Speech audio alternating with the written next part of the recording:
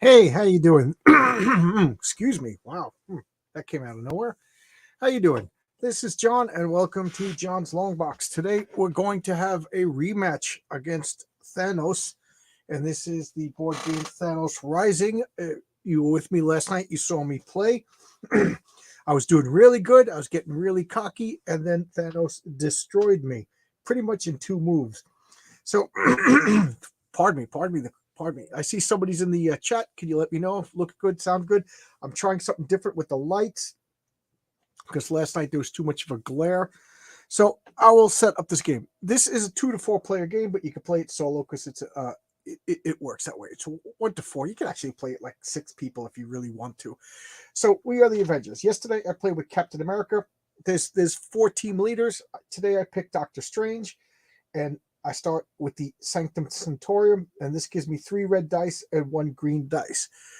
If I roll 4 occult or more on my opening roll, I could draw a bonus token. Bonus tokens are little cardboard tokens that are randomized. They give me little powers. So this game is real easy to play. I'll show this. So this is the what we do. So the very first thing we do is we're just the Avengers. We don't know what's going on. Thanos. Oh, first thing I got to do is put out the cards. Oh, okay. So General Outrider is coming out. We got the Black Widow. She's over here. We got Friday over there. I shuffled these cards because last night there was no villains out, and it just made it tough. And then they all attacked at once. We got Drax over there. We got War Machine over there. We got the Hulk over here. We got the Statesman. I guess that's a ship. Yeah, I don't remember. Where was that ship from? And we got Thor over there. And I'll put this deck over here. Hey, we got 4 people. Hey, how you doing, J-Bot? How you doing? The link to join is in this chat. If you could click on it, you could come in and we could talk, help me out, because last night I was just getting so tired and I was making ineffective decisions. So good to see you, J-Bot. Thank you. We need revenge. Thanos destroyed us. So there's a billion, trillion different multiverses. This is the next universe over. So thematically, part of the game, we have to recruit these heroes. To me, I like theme in a game. So everything sounds good. And Haldir, I mailed you glass today, just so you know. I went to the post office and I mailed you glass today. I could only get to the post office on Saturdays. So I'm sorry that I hung on to it for a week, but your glass is in the mail. I said it was a gift because I don't want you paying taxes or anything like that. I don't know if you'll get the tracking numbers or something. I don't know how the Canadian mail works, but your glass is in the mail today. And I also mailed 2 glasses to Arizona. All right, so I always think, like, why would I recruit them? So I always think that these villains, like, they didn't have these heroes didn't have their origins yet, or they're captured by Thanos already. So I have to rescue them and get them to join my team. All right, so I am Doctor Strange. So first thing that happens is Thanos attacks. So what this means is we put a counter on the blue Infinity Stone. When he gets 5 of these, we activate the Infinity Stone, and then we rotate to the right. So we're going to rotate him this way. And this is before the game even starts. So the game starts with War Machine taking a hit, Drax taking a hit, and Heimdall taking a hit. Okay, now it's the first turn of the game. Okay, you guys with 5 people watching. Again, click onto the if you want to join in. All right, so now this represents me right now and my team. So I could get 3 red dice and a green dice. And the green dice is good for occult, which makes sense considering it's Doctor Strange. Hey, Marcus Kellergrew is here. Hey, John. How you doing? I'm just gonna do that. Okay, makes sense. So you can see the game. I saw that earlier. We see your beautiful face, but we need to see the game. Smile. We don't need to see my face. We need to see your face. So, did you see last night? Did you see me playing this or watch? I watched it quickly, and it reminded me that my son is who I talked to yesterday on my drive back from Chapel Hill. He he collects games. He's having quite a game collection, And you're in and a I good got to one. get a list to tell you which ones he has. If anybody listening to this, if you're curious about my board games, I log them on Board Game Geek BGG. If you type in BGG into Google, it'll bring you to Board Game Geek. My account is J Bua, JBUA. Bua is my last name, and you could see my list of games. I log all my. I do not log every time I play a game. That's insanity. But my games, just like I log my comic books, I log my games. So Well, he has a list, and I know some of them. I played some of them, and he's pretty dedicated since he was real young to playing games. all right. So the first thing I have to do is I have to put my token. I'm going to put my token in this sector because they're all hit. And Doctor Strange, if I recruit another occult hero, I'll get another die. And you really want to get more dice. And so I could get, over here, there's two, and then there's Heimdall. But I want to get Heimdall because Heimdall will do damage to undamaged villains. So, so, oh, I'll show you this. I'm hoping that this new light seems to make everything focus a little bit better. No, you looks good. It looks sharp. Yeah, I have, you can't see it, but over here I have one of those ring lights. I ordered it to help because this light above my head is just it's too bright. So I placed a team deployment token. That's what I just did. Now I roll and resolve the Infinity Stone and Thanos dice. So now I got to roll these dice. So my team, which is just Doctor Strange, jumps in over here. How does Thanos react? He reacts by finding some information about the red stone, and then he turns red. He turns right. So Thanos comes over here and he attacks these villains. I mean, these heroes. So Friday gets hit, Black Widow gets hit, and then we have a villain. So it says if Thanos is in this sector, add 1 damage to all purple and green heroes in this sector. There are no purple and green heroes in that sector. So, all right. So now I'm going to roll my dice. All right. Are you a board gamer, Marcus? Do you play? I play sometimes with them, but not always. What was the last game I, you played? I don't remember. My wife always plays with them. I don't know why they don't ask me. So I'm sure you can't see all the symbols on the cards. Could you see what I rolled on the dice? Yeah, I can barely see. Yeah, I can see Okay. that. Uh, so I I'm rolled like, a bunch of POWs and a wow. tech. So I want to see. I want to recruit Heimdall. So I have to use one of my dice right now. Somebody's messaging me. I invited a bunch of people. I just want to make sure if they get the. I'm like one of the least geeky comic people you've ever seen. I I'm know. into. I'm a big sports guy. A big sports. I I get it. almost know as much I know. about You're cool. as You're much too about cool for school. sports as I do about comics. Yeah, You you're a know, big cool guy. I get it. So I don't mean it like that, but it's kind I of know. weird. I'm busting your chops. So I have to use every time I roll the dice. I have to use at least one of the dice until all the dice are gone. So I'm going to use this and put it on Heimdall because to recruit or rescue or whatever. I need 2 POWs, 2 occults, and a cosmic. So I got two. I got two attacks. So I used 1 dice. So now I can re-roll, and I don't have any other heroes, any synergies to let me manipulate the dice. So now, oh wow, I got a lot of occult. So what do I want to do? It doesn't really matter because I need 1 cosmic in each. The black dice, Oh, that came out good. I the just black posted dice you has on the 2 line. cosmic. You see how there's a 2 symbol on Yeah, that? I see that. So it doesn't matter which dice I use. So I'm going to use these 2 dice for the 2 occult. Now I have a 1 in 6 chance of rolling a cosmic and recruiting Heimdall. So let's see. And there's nothing I can do. There's no way I can manipulate the dice. I got 2 POWs. So that is a waste. So I didn't do anything. I did an ineffective turn. All right. So I'm going to pull my dice back over here. And now I have to remove this. And I start a whole turn. So that was all 1 turn. That was my first turn. Okay. So let's see. What do I want to do? I still want to get Heimdall. So I'm going to put this back here. And then Thanos reacts. This tells me what Thanos does. Okay, so he gets a counter on the orange, and he rotates. So he's just going around in circles, clobbering everybody. All right. So far, the Hulk gets hit. The Statesman gets it. Anybody in the chat know the Statesman? Anybody? I don't remember the Statesman here. I'm gonna pick up this card. Does anybody remember what this is? And it's got an occult symbol on it. So I don't remember. I don't remember the Statesman. I remember the that, Century. I don't remember the Statesman. well, the Statesman is the name of a ship. So does anybody remember? Is ship this is like a that? Wakandan ship? I don't remember this because this is a hero ship, but I don't remember. I don't remember that either. I don't remember it either. Oh, I see. I got some comments over here. Oh, we got Crom. Hey, Crom, how you doing? I just reposted your video. I'm gonna watch that later. I just came in just as John said that was a waste. Yeah, my whole first turn was a waste. My whole Hey, first Crom. turn was a waste.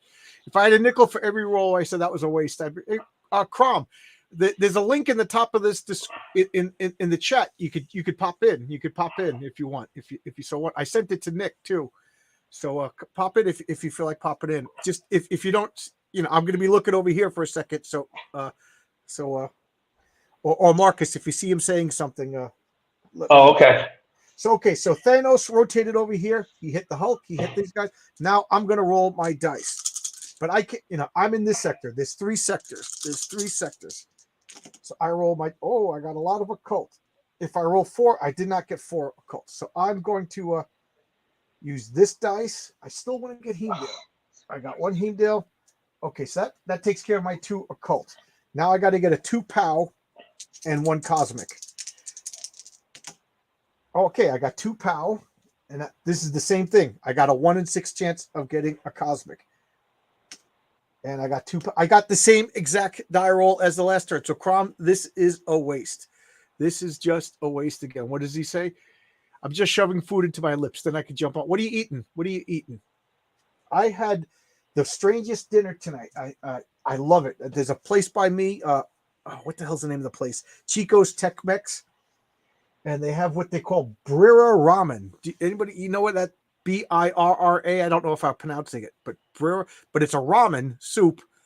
Brira. Oh my god, it's so good. It is so good. My friend came over. We played Villains and Vigilantes tonight. My friend Jimmy plays a wizard superhero. So he's a Doctor Strange superhero. And he's been trying to work on what he calls tattoo magic. So he wants to put magic glyphs on his arm. So he's like a living scroll. So he can cast magic with that. Isn't that like who had the villain? Green Lantern had the tattoo man villain. Yeah, so but it's not like tattoos. He's going to have like patterns. So it almost looks like tribal tattoos. So he puts his wand and casts a spell on. It's a ritual that he has to go through. And then he temporarily has like these magic defenses and spells on him until, the situation arises that they're, but he's been working for 7 years in real time to get that done. Tonight, he finally did it. Oh, well, good for him. Yeah, so it was a lot of fun.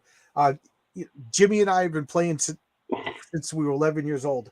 A lot of his stuff will make it into my comic book. Okay, so where do I want to go? So that whole freaking turn was a waste. So I'm still going to go. Do I want to do that? Who would be easier? Thor is the same exact as Heimdall. You know what? I'm going to come over here. Because the Statesman will let me remove damage from a hero every turn. So I jump right in front of Thanos. Doctor Strange jumps in front of Thanos. And Thanos reacts by. He finds something about the yellow Infinity Stone. And then he moves left. He's like, I don't care about you. And he punches the Black Widow. Oh, I got to use the red. And then he punches Friday. And then because he's here, this is a villain. Can you see how it's a different color? It's like this activates. If Thanos is in the sector, add 1 damage to the purple and green heroes in the sector. There are none. So that's all right. Now I'm going to roll my dice. Yeah, last night I had like a team that I couldn't fit the cards on the table. And then Thanos beat the crap out of me. Oh, okay. So I should be cool. When does Thanos not beat the crap out of everybody? Yeah, just so you know, Thanos wins if he gets all the Infinity Stones or if he kills 10 heroes. I win if I defeat all the villains in the deck before I reread these stones. I reread the Infinity Gauntlet a couple of years ago. My son gave me the trade too. paperback. He gave me the trade paperback for Christmas when I was sick. And I reread it and I'm like, wow, I still don't understand how they beat Thanos. Thanos can only beat himself. Right. that You're right. nobody can beat Thanos. It's his personality that keeps him from being completely successful. Okay. See this? I got 6 POWs right here and a tech. This dice is special. Is it could generate a 2 POWs. To get the Hulk, I need 4 POWs. So I wanted to get the Statesman, but I think it would be more. I think the dice want me to get the Hulk. So now I'm going to roll this. If I get 1 POW or 2 POWs, I can recruit the Hulk, and of course I get a Cosmic. So I have done nothing in 3 turns. Nothing. Absolutely garbage in 3 turns. I've done nothing. So as per the rules, I pull this back and then I put it. If I don't do that, I forget. So that's just me trying out. So I'm going to go back into this sector and Thanos will react. I'm probably going to play a different solo game tomorrow. This was kind of a test because it's kind of easy to. Oh, Thanos is coming back over here. He had enough of my nonsense. So he's hitting everybody in this sector, which is the Hulk, which is the Statesman, which is Thor. And since I am in that sector, I will take a damage. What does Crom say over here? My first exposure to Thanos was so random. It was a series where Adam Warlock had to kill his feet. Oh, yeah. I hope Kelsey Shannon's not watching. Oh yeah, That I was had that. I remember that. That was great. The Jim Starlin stuff was so good. That was Marvel 2-in-1 Annual number 2, and the 7 first part was Avengers Annual number 10, followed up by or it was Avengers Annual number 10. They were both annual number 7. Yeah, so it was. Those are I just read those. Those are 2 of the greatest comics ever. Yes, yeah. Yeah, they're really good. Kelsey Shannon was on my channel, and he has the Jim Starlin Warlock trade paperback, and yeah, he wants to read that and come back on my channel and discuss it. So I gave. Well, yeah, Kelsey's got a. I'm going to spoil it. One thing I've learned about CG, just a general CG, not the drama, is that John, you and I are the only ones who know anything about comics and CG. The rest of them don't know anything. Graham Nolan knows a lot about comics, and Andy Smith.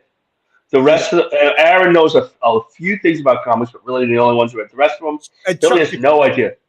Yeah, right. But Chuck is kind of around. So he's not in the streams and stuff. Yeah, Chuck knows a lot. But like Billy Tucci knows nothing about comics. He's one of those kids. All he did was pick up the war comics once in a while. Didn't have any superheroes. He just had an idea when he was in school, and now he knows some stuff. But when they do the trivia, he knows none of it. Dan Fraga doesn't know anything like before Image. He's learning though. All right, so I'm gonna take this occult and put it. It's really funny. Yeah, sometimes it really is funny. Sometimes I see people say things, and I'm like, "Aren't you?" No, it's true. It really. Well, part of the problem is that become professionals. They don't read comics, and when you become a month-to-month comic professional like all those guys were, you don't have time to read all the comics. You're drawing the comics, so you stop being like this fan. I think like Barron said and Chuck Dixon, once they leave a title, they don't really go back and Yeah, I can imagine that. They both said that, I think, at different times. See, so now this, I can't use these dice, so I have to just discard it. And I got another occult. All right, so again, I used up all my dice. I wasn't able to. Man, this is 4 turns in a row. I can't do anything. So I'm going to change my strat. I got something else. So I'm going to physically lift this up. And since I can get a lot of POWs, I might as well go for the Black Widow because she needs 4 POWs to recruit. So she might be the easiest to get on my team. So now I don't want to interrupt your game, but did you get the Black Widow miniseries by the Saskia sisters? When did I think it's at the edge of when you stopped, like 2015. I was wondering if you read it. I don't know because my data. I would be able to look it up right now, but my database is. I don't think I'm up to BL yet. So. I have no opinion on them. I just watch the stuff. Endlessly entertaining, but I don't have a huge. I don't care. It's fine. I hope the comic is good. I didn't like Isom, but that doesn't mean I have anything against Eric July. Well, I don't like he went at everybody. What I don't like about I don't care if he makes comics or not. That's fine. He can be successful. I want him to be successful. I don't care if he's not. I don't care if he is. If he is, that's great. But the way he acts, everybody is his enemy and his competition. And his incoherent ramblings about it. He's so sensitive. That kind of turned me off. And he's a lecturer. I'm not a big guy who likes lectures, whether it's a I never heard podcast of him. I never. or my wife. I had heard of him before, and I, he's a I, re- lecturer. I recruited Black Widow when she gets recruited. But it is what it is. I mean, if he made a good comic, none of this would have been happening. Yeah. You're making a good comic. We can see it. Jesus. Yeah. You Yeah. know. I'm so excited. Who's coloring that? They did a beautiful job. Daniel Silva de He Rodriguez with an S, he not a Z. he really cut the difference between modern coloring and old fashioned coloring, and it worked Yeah. out. I think. Yeah. So I managed to get Black Widow. So this turn was not a waste. And I replaced Black Widow Oh, with good. Black Raccoon. So I still want to get a green hero. So her power is if I use two powers, I could draw a bonus token and remove 1 damage. So she can heal and give me bonus tokens, which are just random little helping things. So she's a good team player. I'm gonna come back over here because I really want to get this ship. Let's see what Thanos does. Thanos, he gets on the yellow and he rotates right. So he's gonna come over here. He wants to see what the deal is with Rocket Raccoon. He does damage over here.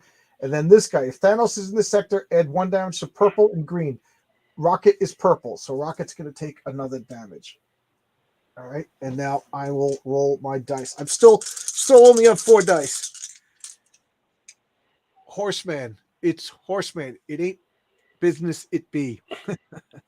I don't know. Well, I love Chuck Dixon, so I we'll trust Chuck see. Dixon. We'll So see. I We'll roll. see. It doesn't sound good, but it's Chuck Dixon. So, I trust Chuck Dixon. So have you read any of his novels? I bought Shrinkage. I read Levon, the first 2 Levon K's. I have to read the third one. How were they? I love him. It's like Reacher, like on TV. It's like that type of. I like that type of writing. He writes the novels. It's a little like he writes a little like John D. McDonald, a little like Elmore Leonard, that type of no nonsense crime. That's like Barron really likes it. Elmore Leonard and John D. McDonald. My cat is going to be in the way. I used to read a lot more, and I got his Conan books, but I didn't read them yet. So I'm gonna put 2 occult over there. These 2 dice. So I got a 1 out of 6 chance. These red dice has a 1 in 6 chance of rolling tech. So I got 2 1 out of 6 chances. So what is that? 2 out of 6. So I got a 1 out of 3 chance. As I was saying about Horseman, if I was to make a character named Horseman, he would be Horseman, and he would be a guy like a French knight or a Germanic knight, like in a superheroic suit of armor with a flail, like beating the crap out of people. I would do like that Shining Knight, or give Yes. the horse wings or something. There we go. Like Valkyrie. I would think of a Norse type of thing. They guys have a lot of horses. I completely agree with you. Or it could be a cowboy, a western. Oh, I didn't even think of that. That's a good idea. And they drive. But I think this has more to do. I'm not sure. It feels like they come out, and it's Chuck, so this isn't true. But I feel like the ideas come out half baked, and they haven't figured it all out. Well, I thought But it's Chuck Dixon, so I'm not saying that about Chuck. Again, I'm just I saying trust Chuck the Dixon. general of the. Well, you read Alpha Core, right? Yeah, Well, that was better. It was better. It wasn't one of Joe Bennett's best comics, though. It wasn't even one of Chuck Dixon's best comics. But it was a lot better than Isom. But that's damning with faint praise, See, I don't know. Well, the only thing was, first off, it suffered from. I didn't care about anything. There was too much. Well, he introduced too many characters, and hey, Crom is here, and the worst hey, thing Crom. comic was just dull. How you doing, Crom? Crom, doing all right. Board gamer? Oh yeah. Yeah. This is Thanos Rising. I saw like the other. I only saw for a brief moment the other time you were playing. So did you get killed on the last round? And this is I got destroyed. That's a really nice drawing of Thanos. So luckily, there's a multiverse. So I could play this game 900 million times, and I only envision myself winning once. It's comic people, John. Reminded me of the Azrael. They never die. They always come back. So this is the beginning of my turn. I have to put this token represents my team. I got Doctor Strange working with the Black Widow, and they're flying in the Statesmanship. Did anybody recognize this ship? This is one of the good guy thing, the Statesman. I don't remember this in the movies. Was this something Captain America was flying around in the Infinity War?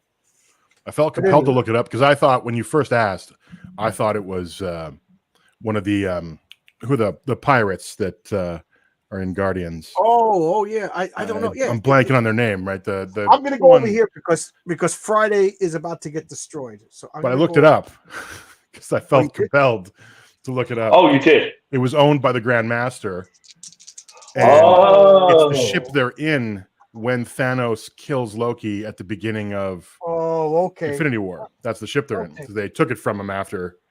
Did you ever get into the fight? Did you ever read that Defenders comic with the Daredevil? Jim Starlin did the front with the Grand Master, and it had a bunch of reprints of them. I loved that when I was a kid. I actually, it's funny. You guys were that was from 1973. So you were talking about how people don't know anything, and I'm like, ugh, I don't know if I can get in the conversation now because I'm about to get lit up. I go with the chats. Aaron Lepresti calls me the purveyor of pop knowledge. I don't have that much pop knowledge, but I have a lot of comic knowledge, and I'm quick with the Google. So it's not. I'm not. That's key when you're like, These yes, guys I know all about that. As you're subtly looking at the other monitor. That's exactly. Well, I admit it sometimes. I don't want to take too much.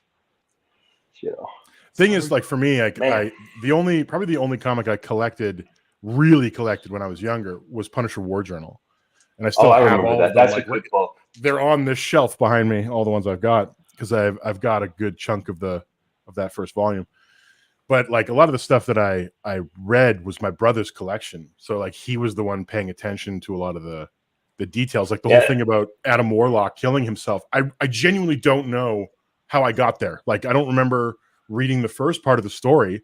I came in like pretty much 2 issues or something before he killed himself. Yes, it's a pretty dead story for an 11 or 12-year-old, by the way, as well. Yeah, like I read it when I first read it. Was like I was like 12, I think, or 11. It's some dark shit. Like, and it's really like okay. If you make bad choices, you become a horrible tyrant, and you might have to kill yourself in the past. Are you kidding? That was Shakespeare. That was We were like, well, a lot of Star Wars work is like that. Dreadstar was like that, even though it was a little easy to deal with, but it was really everything against the Catholic Church. So one time I'm at a con, and I'm sitting across from Neil Adams on one side and Jim Starlin. I go to Jim Starlin. I go, my dad loves your comics, and I think that freaked him out. And I goes, he really likes your take on the Catholic Church, and he looked at me like I was a nut. It also didn't look like he wanted to be at the con, which a lot of these guys go to these cons and don't want to be there. So there's that. It depends when in the con. I found.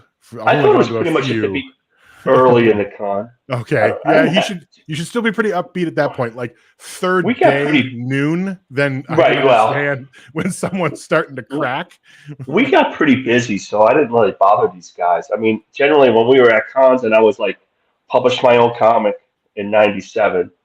And we just so that we could have like a business card to sit at cons, me and my writer. And so when we got busy, we didn't really go around and visit. And now, if the con was really dead, we would go around a little more. You have to get up and stretch your legs at some point.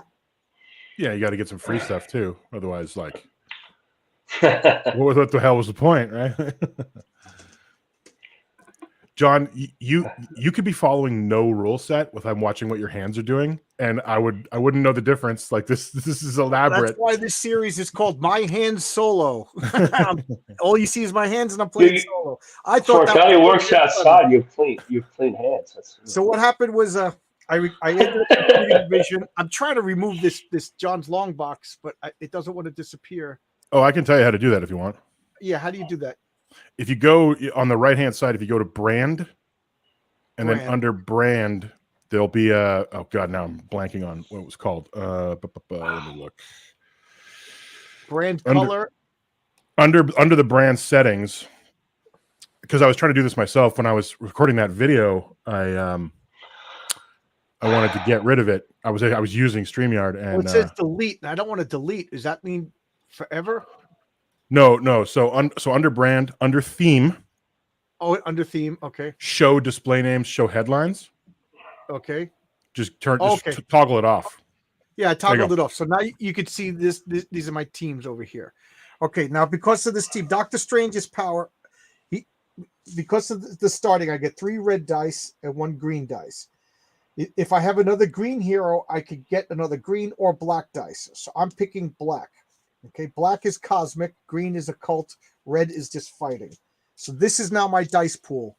I have this bonus token, which just generates another tech that I could use whenever I want. So I'm over here because I want to recruit one of these guys or potentially harm a villain. The only way for me to win is to defeat 10 villains.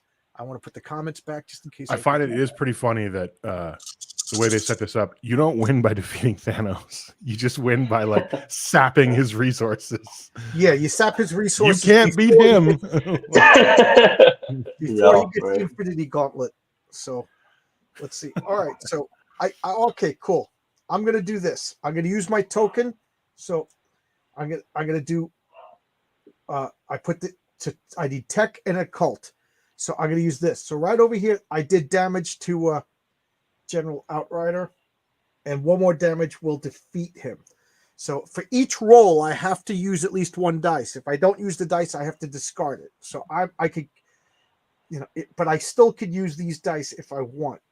So Vision's powers, once per turn, I could turn occult or tech into anything. So will that help me? Oh, yes. Oh, no. Okay. No. Sorry, it's just hilarious that it's like, oh yes, oh no. Yeah, I got excited. It's just like, All right, so I'm going to re-roll all these dice now. about to go bad. Actually, I'm going to save this. I'm going to save that because that's potentially wild by the vision. So I'm going to save that and roll these dice. I got a lot of tech over here. So this is good because now I got a tech and an occult. That lets me put a second damage on this guy. So I defeated a villain. Now, when you defeat a villain, not only do you defeat the villain, but you get a bonus token. But I'm not going to flip it over until the end of the turn because I think it's cheating if I flip it over and use it right now. So this is defeated. Those dice are, and now I have 2 of these techs. So this is pretty cool. So Vision could allow me to turn tech into anything. So Vision is going to turn this tech into 2 POWs, which I'll put on Black Widow. So I get to draw another bonus token, but that one I'm going to flip up. And then I could remove 1 damage from a hero. So Hulk has got a lot of hero. Oh, well, I'll heal Hulk because he's going to get when you recruit them, they lose all their damage. And then the Statesman allows me to remove 1 damage from a hero. So I will heal Rocket because everybody loves Rocket. And then I have this 1 tech that I'm just going to roll it, see what happens. I'm not following it at all. What if the heroes got stranded? They got really hungry. They had to eat Rocket. People do eat raccoons, out on the swamp and the bayou and such. Yeah, I don't. What? I don't think there's hillbilly hero out here, right? So now I'm going to refresh. Okay, so now we have the Guardian ship. Don't mind me. I've been watching a lot of Swamp People, so. Just making moonshine, or That happens. See, I met a guy who knew one of those guys who were in the Moonshine show. Oh man, I got fascinated with it a little while back and watched everything I get my hands on, and I was like, I should be making liquor in the backyard. And I was like, okay, stop watching. I thought that was I watched some of it too. I haven't watched it recently. My buddy Jimmy was really the fake. cameraman for Duck Dynasty. Oh, was he? Did you know? I got a Duck Dynasty. Remember the beginning of Duck Dynasty where they had that big southern house? Oh, it's fun. That big I'll tell you why I watched some of these shows. They had this big southern house at the beginning of the show. That was my cousin's house. She lives down there. And then she got mad. It got so big, and they only gave him like $500. My cousin's a lot of Yeah. money. It doesn't really matter. They were like, "Oh my god!" So for like the first 5 seasons, but after 2000, was it 2000? No, it was 2012 or 2008. I just stopped watching all like Fox News and stuff. So I just started going to these silly reality shows with I people who tipped like myself a die. sometimes they just rank a bunch of regular guys and their characters, and you know. So they take, just to have on in the background instead of like the news. So I said I can't listen to that anymore. So, and also when I was injured, a couple I'm going to times use the vision at home power. I watched a Turn lot this of that into stuff. 2. Okay, so that gives me 2, 3, 4, 5, 6, 7. So I got 7 pals over here. 2, 3, 4, 5, 6, 7. So these dice are all being used. This token is being used. This is being used. This is being used. And that lets me recruit the Hulk. Okay. The I watched a heal. lot of Deadliest Catch too. Okay, so these dice. So this is all that I have left. There's 2 tech. I already used the vision ability, so I'll put a dice on him to show that I used it. And I'm gonna roll this, and I hope I get. Oh, I can't get it. All right, so that's it. That's the end of this turn. But I got a Hulk. I got a Hulk. All right. I put out a new card. Another villain. What happened last game was Thanos was getting all the Infinity Stones, and I don't know if I just shuffled poorly, if it was just luck, but all the villains were the last 10 cards in the deck. So all of a sudden, every space was a villain. Everywhere Thanos moved, he was attacking. The villains were attacking, and he just killed like 7 heroes in one turn. It was ridiculous. So where do I want to go? I do like I like Heimdall's ability. Heimdall's ability is for 2 occults. I could just put a damage on an undamaged villain anywhere. So Thanos reacts to my team attacking over there. So okay, so we get yellow. All right, I got 4 tokens on yellow. That means he's about to get the yellow star. And I forget what the fist symbol means. So I will refer to the book. The fist symbol activates. Can you read this? Activates the abilities of all the villains not in the sector with Thanos. Thanos doesn't move. So this villain does damage to all purple villains. So poor Raccoon gets attacked. This one's in his sector, so he doesn't attack because of that die, but he attacks because of Thanos is in his area. If Thanos is in this sector, add 1 damage to all red and purple heroes. So purple. And then Thanos attacks. So Thanos hits the Guardian ship. And now Thor will be dead at the end of this turn. Unless I can heal him by the end of this turn. So yeah. All you girls out there who like Chris And the Hemsworth, drama kicks in. yeah, the drama. So now I'm going to roll my team's dice. I also gypped myself a dice last turn. And there we go. There we go. All right. Can you see the dice? All right. So let's see. If I can recruit Thor, I can heal him. So that's this. This is that.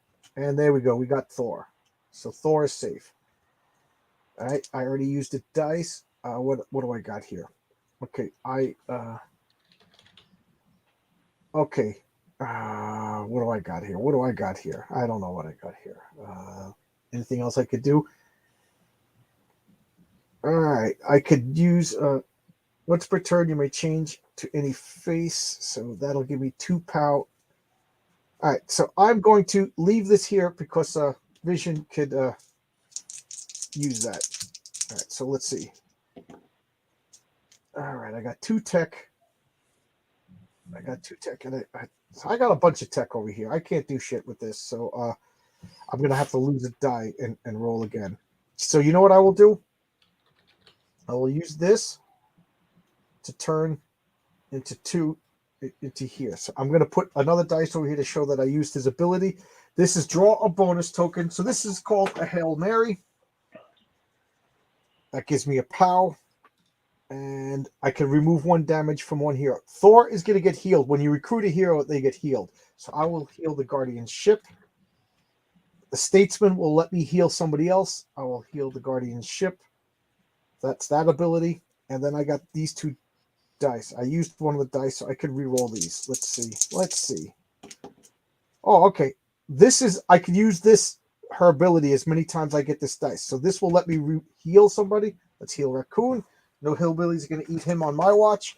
And then I could cash this in for a blue dice. This would be kind of inefficient to do this right now. I'll do it at the beginning of my next turn to give me more dice. And then I will roll this, which will probably not do anything. I got okay. That does mean no good. That does me no good. I needed 1 more power and I could have damaged him. Okay, so that's the end of this turn. All right. Any comments that I may be missing? Hey, Yang, how you doing? How you doing? You should play some old school Marvel. I don't have that game. And did you guys ever play that? The old Marvel role playing game? My buddy really was really into it. Yeah, I never really played once. got a I campaign remember going. playing as Vision, and I just remember that it was a perfect example of the game master was more into D&D, and he was just into running games. So when I picked Vision and I got the Vision is powerful. He was just crushing everything. Like he was putting me against the Owl, if you know that Daredevil villain. I'm like, Vision's going to crush the Owl. So it was fun, but Vision doesn't fight the Owl. The Owl is basically an accountant. All right, so I will set this. So Thor's going to come over here. I'll put out a new card. And we got Nebula. All right. Nebula is good because she could actually remove these counters on the Infinity Stone. So what do I want to do? I still want to go for maybe I want to hurt villains. Yeah, I'll go over here. I got enough people on a team, but I think I'm going to hurt villains. So I'm going to cash. Oh, let's see. I put this here. Thanos reacts. Good Lord. I just read like the math system on that game, and I think I know why I wouldn't have played it. I think it would have melted my brain. I was terrible at math. With Thanos, you and me both, Crom.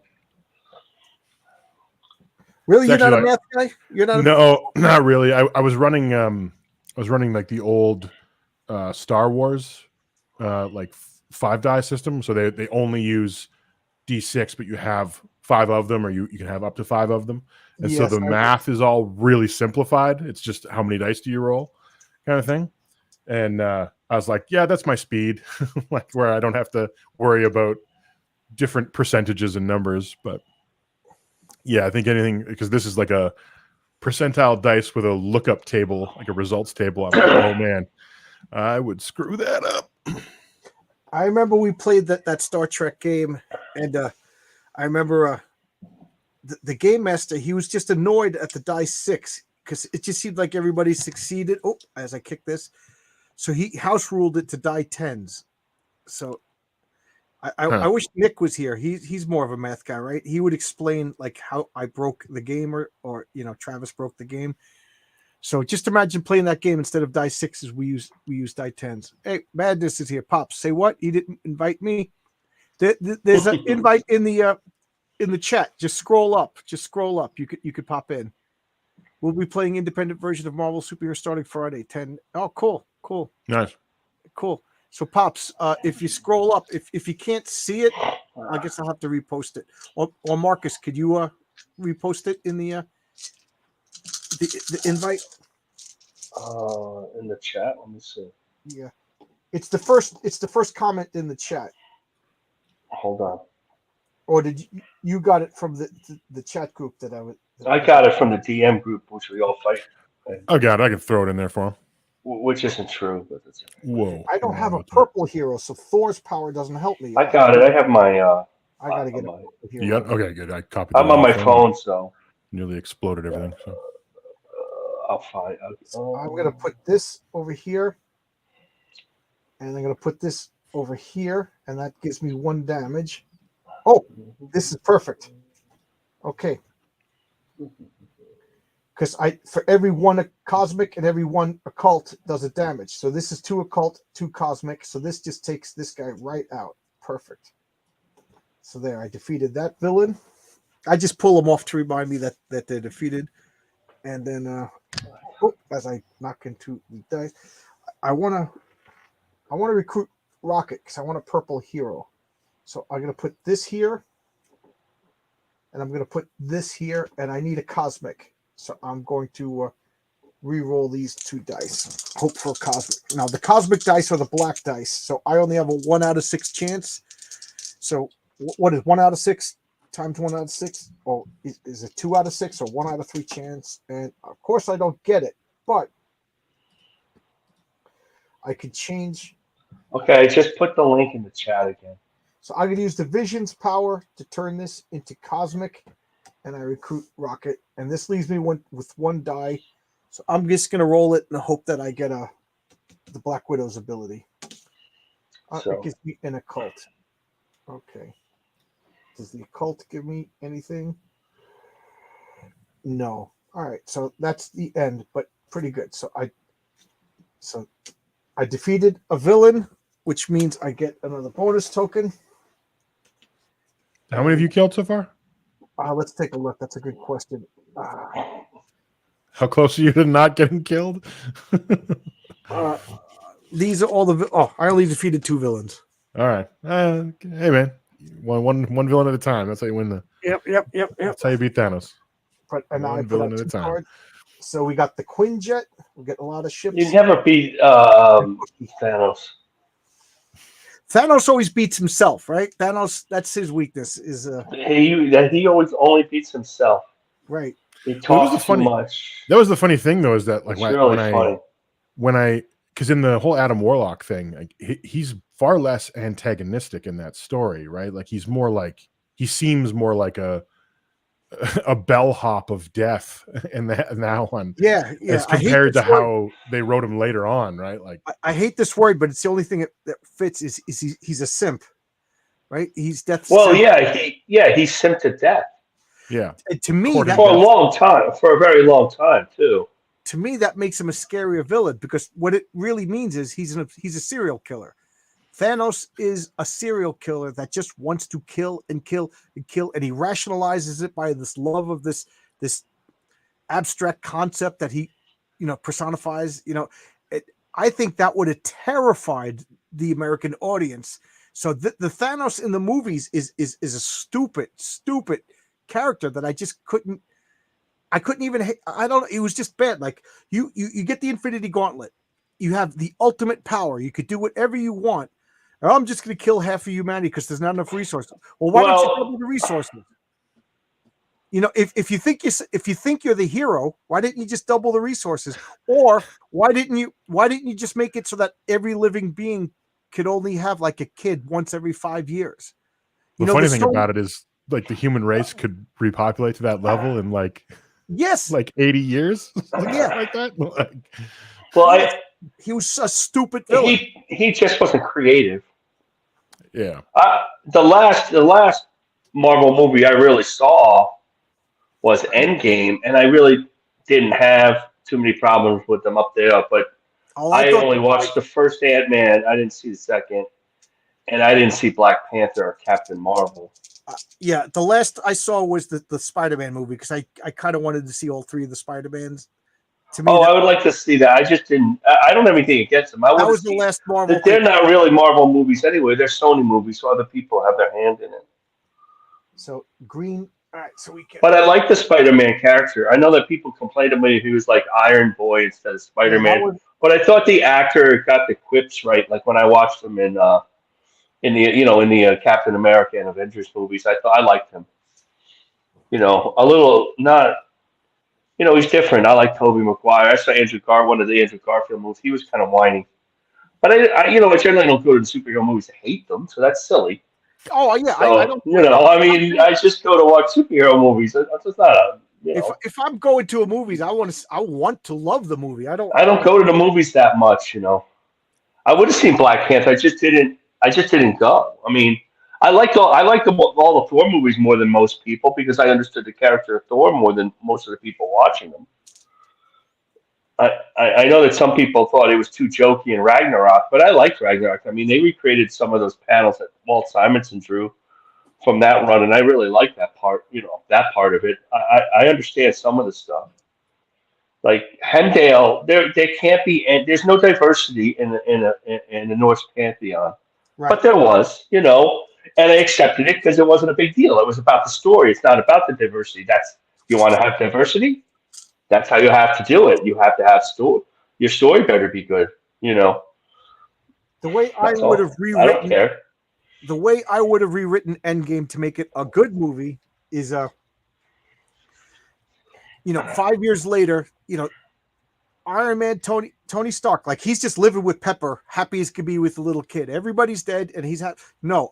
He's a wreck for 5 years. Pepper is like, Tony, you can't do anything, you can't help, and Tony's like, yes, I could build a time machine. I could build a time machine, and he's pulling his hair out for 5 years. He's pulling his hair out. Meanwhile, he has the daughter. He's married, but he's becoming the alcoholic like in the comic books because he had that PSTD, and now he's got survivor's guilt. He's just a wreck. And then Ant-Man comes out of the realm, and that gives him the spark that he was missing. So now he goes to make the time machine, and he's fighting Thanos, and he realizes if he creates the time machine, goes back in time, he might lose his daughter because she was created after the snap. So now Tony Stark literally has to make the same decision that Thanos was willing to. Thanos sacrificed his daughter for his ideals. Is Tony Stark willing to make the same sacrifice? You know what I mean? And Pepper's like, "Don't you do it? Don't we do?" And he's like, "It's our daughter versus half of population of the earth." And he rationalizes it, and he takes this, and he loses everything because he loses his daughter. He loses Pepper. He goes back in time, but there is no 5-year gap now. It just goes from the snap, and I think it just would have been better. And now only Tony Stark remembers his daughter because he was the only one who went through the time machine or the infinity. And now he's just like trying to recreate his daughter. I think that would have been a better, more powerful movie Well, instead of that 5-year blip, which doesn't really work. I really try not to rewrite the movies when I watch them either. Oh, I always do. I can't, because then you can't enjoy anything. Then you're Peter David, and you don't enjoy anything. You don't enjoy it. Like I used to read in the Comic Buyers Guide. I used to review a lot of movies, and at first I thought, oh yeah, Peter David, he was hot, ready to Hulk.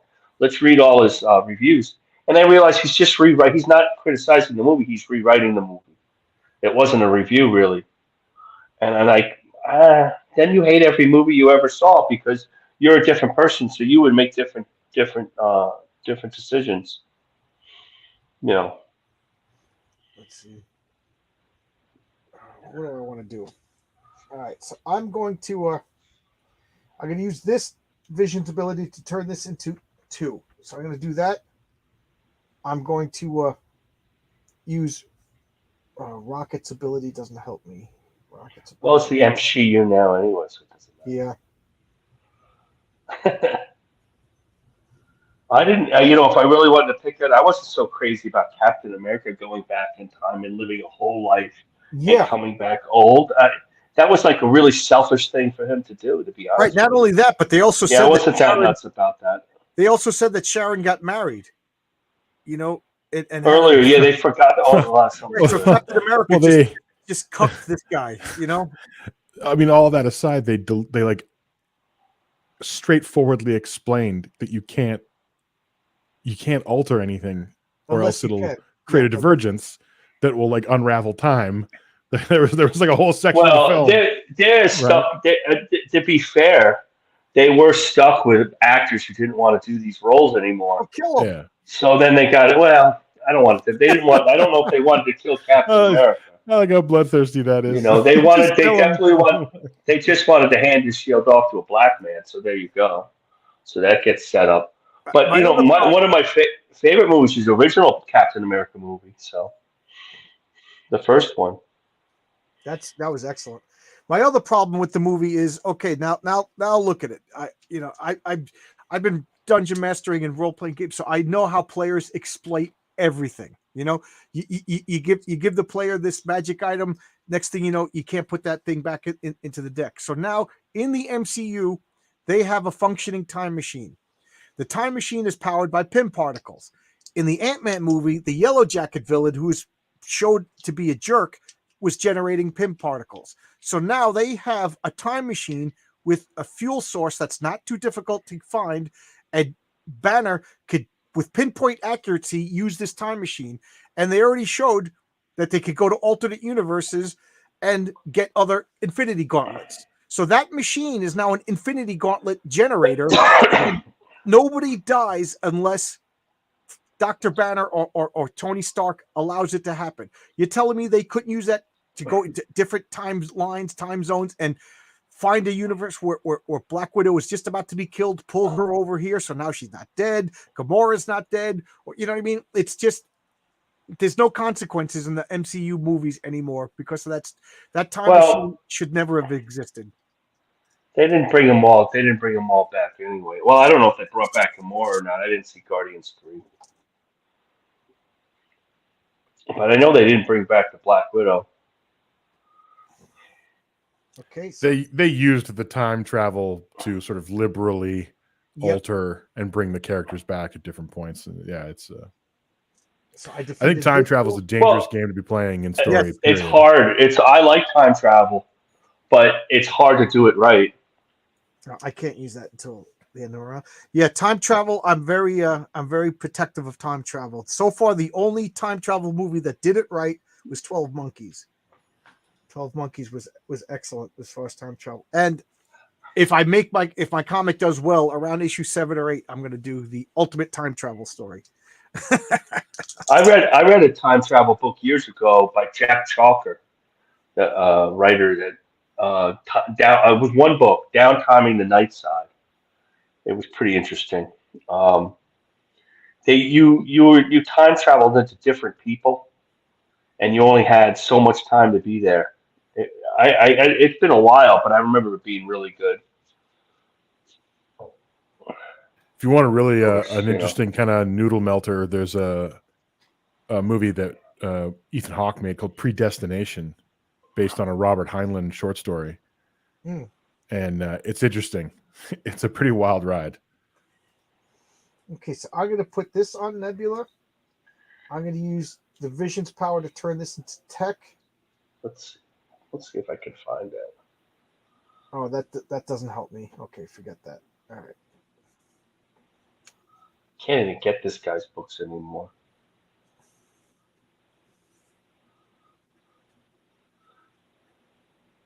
There it is. I have to discard one of these dice and roll it. I will discard this and I'll re-roll this. Okay. All right, so I'll put this. This is 2 powers to activate her ability. I'll heal Friday and get another bonus token. I'm not looking, and there we go. All right, so this bonus token. All travelers are automatically reborn into someone else who's actually alive during a historical period, and staying in the past for too long causes memory loss and the risk of losing their own selves. So that's what his time travel was. But the important question is, did they travel to the past to set right what once went wrong? Let's see. Did they travel to the past to buy Bitcoin? In 2008. I'm referencing quantum. The government has discovered a way to travel back in time and is sending secret observers to different periods, but there's serious limitations to the travel process. Suddenly, Ron Music is forced himself to travel back time as terrorists infiltrate the facility. But now I lost it. Hold on. But little does he know that both he and the terrorists are just pawns in a much wider game played by future beings, a game that may result in the destruction of Earth itself. But it's a Jack Chalker trope that people changed sexes, they turned into animals in his books, they turned into gaseous beings. He always had a lot of he would be pretty popular now. He had a lot of gender swapping and stuff, Okay, I'm gonna give you my so can you see this line? Okay. We travel like that in time, correct? From the past to the future. Nobody could argue with that. And if we travel back in time, we go like this. Okay, so we go like that. So now you see, this was the past, this is the future, but I went back in time and I'm over here. So at this point, I create a loop. So if I do anything that, like if I go back and kill my grandparents or stuff like that, I create a paradox. And what happens is the timeline continues, but there's this paradox that breaks free in space time. And here is, I'm traveling in this circular thing. And this is like a fragile soap bubble that could wink out of existence. So paradoxes may be happening all the time, but they take care of themselves. So you cannot change the past. That's my time travel solution in a nutshell. I don't think you should write a story about time travel, then. You don't like that idea, or is that too difficult to understand? I think maybe you just said it was impossible, and Right. I wouldn't do that to yourself. Right. So that's Anyway, Chalker was famous for the Well World saga, Midnight at the Well of Souls. That was pretty good. My dad read all these books, so I read them. Yeah, my brother read Yeah, a lot of stuff like that. That's just how I ended up in it. He had the Wandering Jew in that, but that was good. And then that went into the Flux and Anchor. Everything's a hexagon. It's very complicated. When I was reading it, I didn't find it very complicated. I would read something like that, and then I would read a crime novel by John McDonald, Travis McGee, and then I would go back to science fiction and fantasy. Then I would read Elmore Leonard. I used to go back and forth. Good old Elmore. That's good stuff. Yeah, he's really good. Pretty much, it's one of Travis those things McGee that, like, is really. anybody that wants to write like any kind of detective or like crime story, I think it's like you have to read like at least 3 more Elmore Leonard books first. Oh, as like yeah, absolutely. an exam that you have to take. Every time I mention Elmore Leonard in a chat or Travis McGee, Barron reads it. Mike Barron reads it all. Like, he's a big McGee. He likes all. He reads all those. Travis McGee. Like, if you ever, every TV PI after like 1965 is based on, like, Magnum PI is basically Travis McGee, except he's for TV, so he's not as violent and he's not as mean. But all the trappings of that type of character is Travis McGee. And they've had movies of him, but they don't always call him Travis McGee. It's kind of like Parker. The Parker books is never Parker's. He's never in the movies. okay. So I recruited Drax. And it's funny, in my artwork, I want to do all these superheroes, and then when I finish the artwork, like I send the page to John, it has all these blacks on it. It looks like not black. They do have African Americans in the comics, actually. But I have all this shadow going on. I don't know where it comes from. It just ends up there. I have a lot of. My assumption is all my work is not going to be in color, so I'm like, okay, I'm casting a shadow here, and it ends up looking more like a mystery comic than a superhero comic sometimes. Some drama. I like that. It's what's missing from most media. Oh, I hate anymore. I hate looking at, and this has nothing to do. I hate looking at the original artwork of modern comics, and there's no spotted blacks. There's no dark things. There's not even. They're letting the colorists do all that stuff. Yeah, all the mood. And all the mood, and they're not even like doing the cross hatching or feathering. It's just this like pen inking, and it's like you're letting the colorists do everything, and it's overcolored. Like I loved. What do I think is overcolored? I like Cyberfrog and I like Wreck Planet. They're fine. I like them. He's a great artist. He does put a lot of blacks. EVS does put a lot of blacks in, but he loves his colors. His stuff is overcolored. It's way overcolored, especially Blood Honey. But he likes it. I mean, he loves it. So God bless him. But it's overcolored to me. Yeah. And then I have a lot. I dropped my phone so that you can't see me. I'm back. I don't want to go and say that stuff. Some of the stuff I think is too dark. It's just colored too dark. It's too much. I don't know. That's me, though. Well, and that's the important part, I think, to really get across is that, like, you have a taste, right? Totally reasonable to have. Oh yeah, no, I liked the way the current core draft was colored. That was good. It wasn't too much. He also drew it in an old-fashioned way. Graham's books are colored pretty well. Wraith of God's a little dark. The Wraith of God, I love the Wraith of God books. The coloring's a little dark because the I actually character's got so dark. to I got to open it. I'm a bit of a schmuck. I like reworked my office, so I got it What and do I you put have it to open? on the shelf. Aaron Lepresti's book. I haven't even taken it out It's of a the great plastic. book. So I thought the first one was one of the better comics I've ever read, not just one of Oh, the better Wraith of CG God, yeah. comics. Wraith of God's really good too. Yeah, I He opened it up really on is. it, He's really. You could tell he went to film school, and I haven't read but it he yet. keeps it clear. I read the second. I didn't read the Kit Carter stuff yet, but I read all the second one. That's not. All his IPs are exciting. it's somewhere on this shelf. They're well thought out. Have you guys read But- this? I just finally read this. I did not. I did not back that. Is So No, there I a didn't back it. Did the second part come out yet? Because I really like the art. The story was okay. I really like the art. Charlie Snogans, the art was so good. I'm a little picky on the art. I just don't tell. I don't say that a lot because I'm really picky on the art. Since well, I've you're always an read artist. the art. And like if I say I really like Renzo Rodriguez, like your stuff, John, it's a big deal because I look at some of the stuff that people back, oh, this art's really good. And I'm like, Renzo is phenomenal. it's not that good. To me, they have to be Aaron Lepresti because I have to have. It has to be an artist I'm going to learn something from.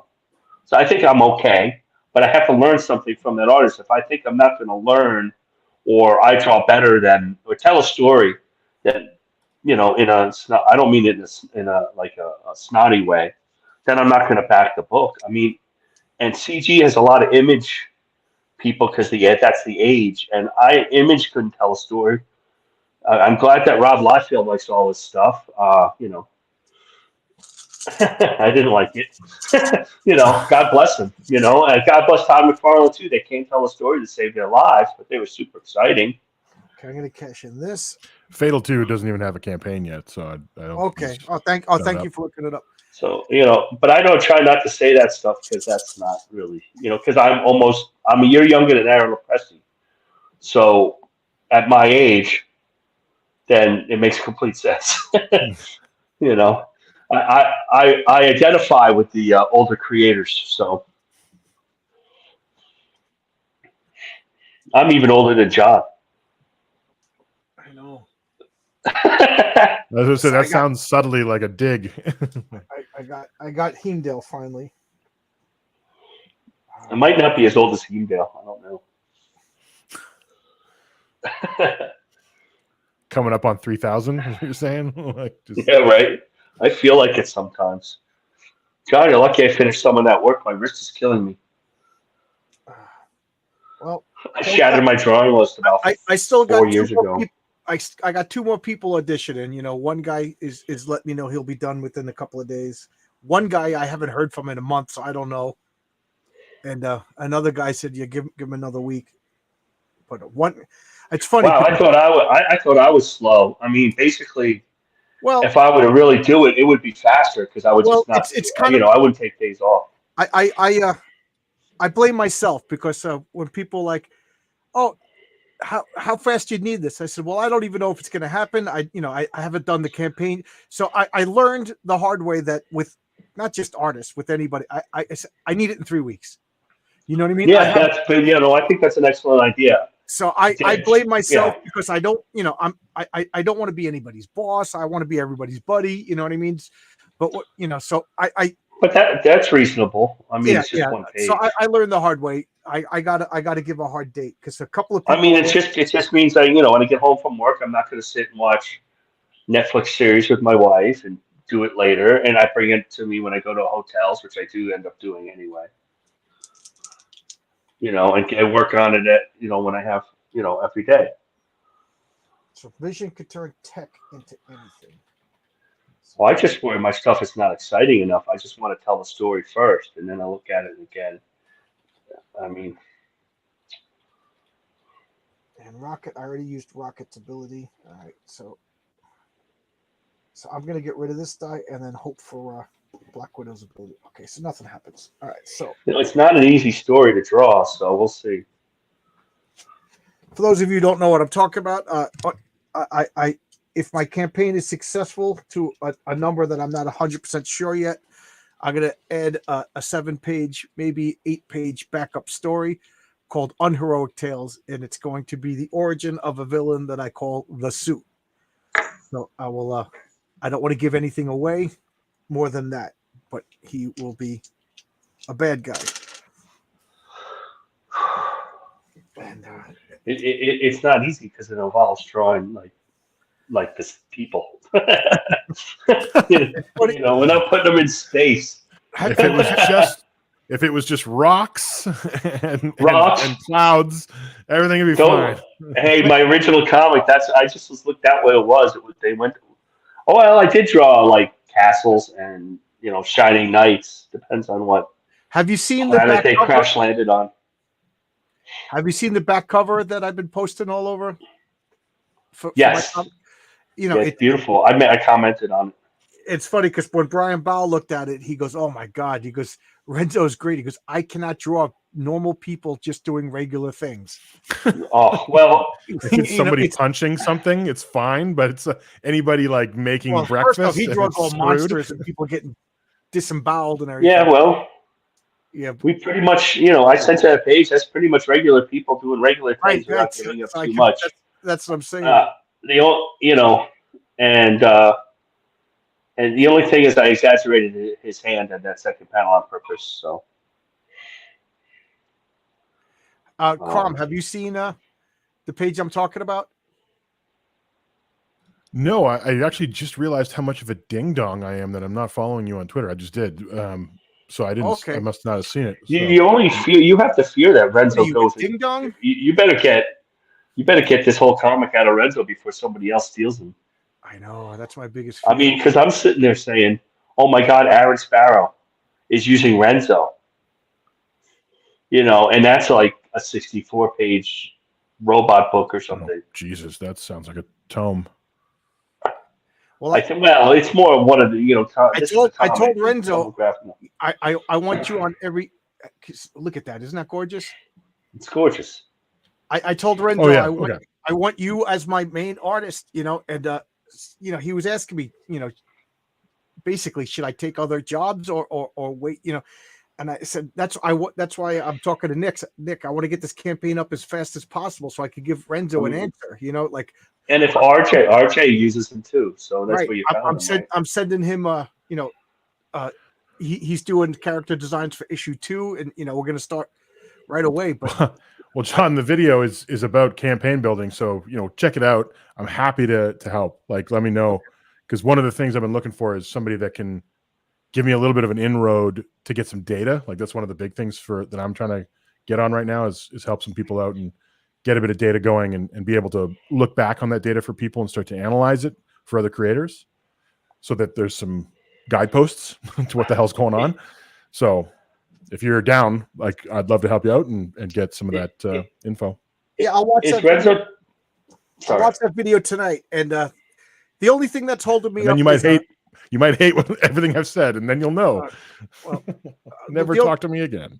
Nick is going to put the cover dress on, and then Nick is going to build the campaign, and then Nick is making a trailer. So that's and then I got. Well, I don't want to mention the guy's name because I'm going to make a contest. But I got somebody who's going to do a couple of lines for to do the Patriarch's voice, and man, Nick is a tough editor, man. He's been rejected all of my little, it's just like 3 sentences. So I stopped writing for a couple of days because I was getting frustrated. You know what I mean? So not at Nick, just at myself. I see his point. I wouldn't be working with him if I didn't understand what he's doing. So Renzo's all digital, John? He started doing it on paper, and then I think he said it was causing problems, so he's doing digital. Yeah, you can see. Well, it makes doing the backgrounds easier. Yeah. Not the Eric July way of the 3D assets. It's easier to get all that perspective going. Nick is doing RJ's artwork, so I don't know, like that. That's what's the slow point, because I'm real eager to build the campaign. I want to talk about it for a month, a couple of weeks, and then launch. I figure I'll do 2 months on Fund My Comic, and then maybe I'll do 2 months on Indiegogo, and then 2 months on Kickstarter. Well, what's really great about Fund My Comic and Indiegogo is that you can leave it. Of the reason, one of the reasons why I talk to creators about this Oh no. is that one of the choices between, it's not just a political choice between Kickstarter and Indiegogo, is that they can make money while they're working on the comic. See, Kickstarter has 2 months and you're done, and then you've got to work on the comic and deliver. But Indiegogo, you have the 2 months of official campaigning, but you leave it in demand. So all these guys are doing, like Graham Nolan or Andy Smith, they're drawing their comic and they're still promoting it, and they're gaining back, not as fast, but they're gaining backers. And you get the thing, you have a closeout at the 30 days and a closeout at 60 days, then you have a final closeout at the very end. And so that's one of the reasons why they use in demand, because they can make more money. But use Indiegogo because they can use that in demand feature. And people don't talk about that a lot, but that is one of the reasons. If Well, not the main, one of the reasons, yeah.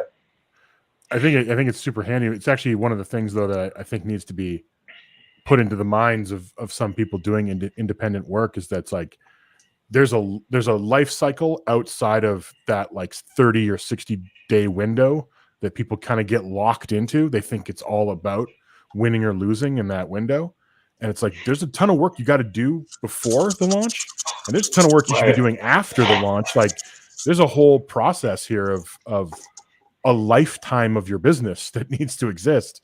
But a lot of people get stuck. They get stuck like in You're that 30 day window, man. Well, I know that like when Graham, well, he's doing this. These books that he just launched are done. They're reprints of old stuff. I mean, they're going to be new for us. But let's say Andy's on right now page like 13 or something, or 10, 7 or 8, something like that, of Core Draft 2. And, and they did the covers for the promotion. So he's going to work on that, and he gives a pretty liberal date. So his date's about a year. He hit about a year last time. And so, the late ones are the ones that go past a year. Now people are waiting 2 years, and that's why they get upset. But during that time, he's still working on the project, so he's still promoting the project. I know the new thing is to try to get the book done before you crowdfund it, but that's kind of not the point of crowdfunding. Like, I don't have enough money to do this, say, and I'm not, and John's hiring people out, but let's say I'm writing my own comic. It would be a complete, unless I already have drawn it. I'm gonna work for a year and then have it fail and have it. You know what I'm saying? Like, I might as well only do 10 pages, and if it doesn't fund, if you don't fund the first 30 days or 60 days, you still have to fund it before it can go, and it has to hit a number before it goes in demand. Yeah. Why would I do, like, say 60-page comic or something ahead of time? It doesn't make any sense.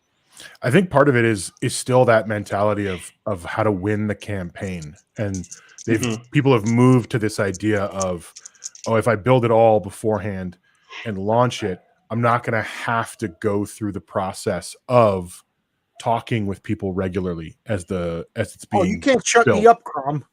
Well, no, but like, so I get me to shut up as Marcus when he's talking when I'm trying to talk. I should look. I don't want to like call anybody out, and I don't want to start a gunfight with anybody. But there's a project I backed, and it was around like January 5th or something. I was like, wait a minute, where is that? What's even going on? And then I went to the campaign page and looked around, and I finally found an update where they're talking about, oh, the colors are locked in. It was like December 20th. Colors are locked in, so on and so forth. I'm like, I backed that in the summer of 22. It's now December 23, and they're talking about it being finished. Now, that's not something that I'm like, yeah, these kids and their books. That's not my problem with it. My problem was I hadn't heard anything. Yes, in that time. I agree with you. And so I'm like, man, I even mentioned it in the video that I just made, where it's like, you have to have communication. You have to be talking with people. You have to be, shepherding them along in the project, because if they don't hear anything from you and a year goes by and a book shows up, well, that's the biggest problem. They're probably not going to be all that impressed, even if it's a well done piece, because they're like, you left me hanging for a year. So I think the reason people are starting to do this like pre-production and just pre-sale kind of setup is to dodge that, so they don't have to do that work, because it is a You know, it is a lot of work. there's a couple of exact examples of what you just said. Graham, who's going to be fulfilling Ghost of Matacumba P, is literally 6 months late. Nobody noticed he's 6 months late because he gave 66 updates. Mhm. Yeah. So we know that he had to go to surgery. We know that particularly the two Joe Frankenstein folks pushed him back. He didn't. He didn't anticipate that. He didn't anticipate doing those at all. We know that. So everybody thinks he's on time. Nobody thinks he's late. Where the other thing was Dan Frag, who's afraid to say anything, and he's the nicest guy.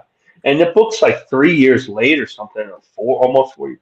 He finally did this long update, and he put it on the campaign. These guys can't just put it on YouTube because not everybody who backs these books are watching YouTube. And he finally did this long update of what's going on, and everybody like exhaled about it because they would do an exact same thing. Where's this book? What's going on? Yeah. You know, if you do this and you have personal things that happen, you have to tell the backers personal things are happening. My wrist, I broke my wrist. I can't draw. It's going to be late. I did this. I can't do this. It's going to be late. They will accept it unless they think you're lying, but that's a whole other thing. Yeah.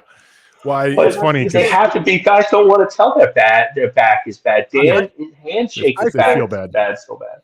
I fully You know? understand that. I'm a new creator in the field. Nobody, so half of the people buying this is because they like me. The other half of the, I'll say thirds. Third of the people buying because they like me. Third of it because they like Renzo's art, and maybe a third because they kind of like what the character. So when my campaign's going, I got to talk to people. I got to keep the excitement going. I got to keep people interested, and I'll let them know exactly what's going on. I had grand designs, but I think I'm going to keep my first campaign simple. If it's success, Nick will set up a web page for me, and you could buy my my wonderful Heroic Tales pint glasses, and I'm going to make T-shirts, and I'm going to make stuff like that. But I want to make stuff here locally that I could mail out. I got a lot of ideas, but like Crom says, I got to keep excitement up because sometimes I'll just get something in the mail, and I'm like, "What is this?" And I open it up. I'm like, "I backed this." Yeah. I when did I back? And then I look. Marcus, I back too much shit. No, I don't back as much. So, but other people said the same thing to me. I backed this, and Crom, you're right. That's their fault. That's their fault for not keeping me excited. Yeah. Well, I was a retail manager for almost 15 years, and I'll tell you, like win, lose, or draw, calling somebody up, letting them know what's happening, keeping them in the loop. They might get pissed off, but the reality, and I think any adult knows this, they're going to get pissed off either way. You're just delaying when they find out and when they get pissed off at you. And it's far better to be ahead of that and to be in control of it than it is to keep your head in the sand and hope that shit doesn't drop on you. So, Yep.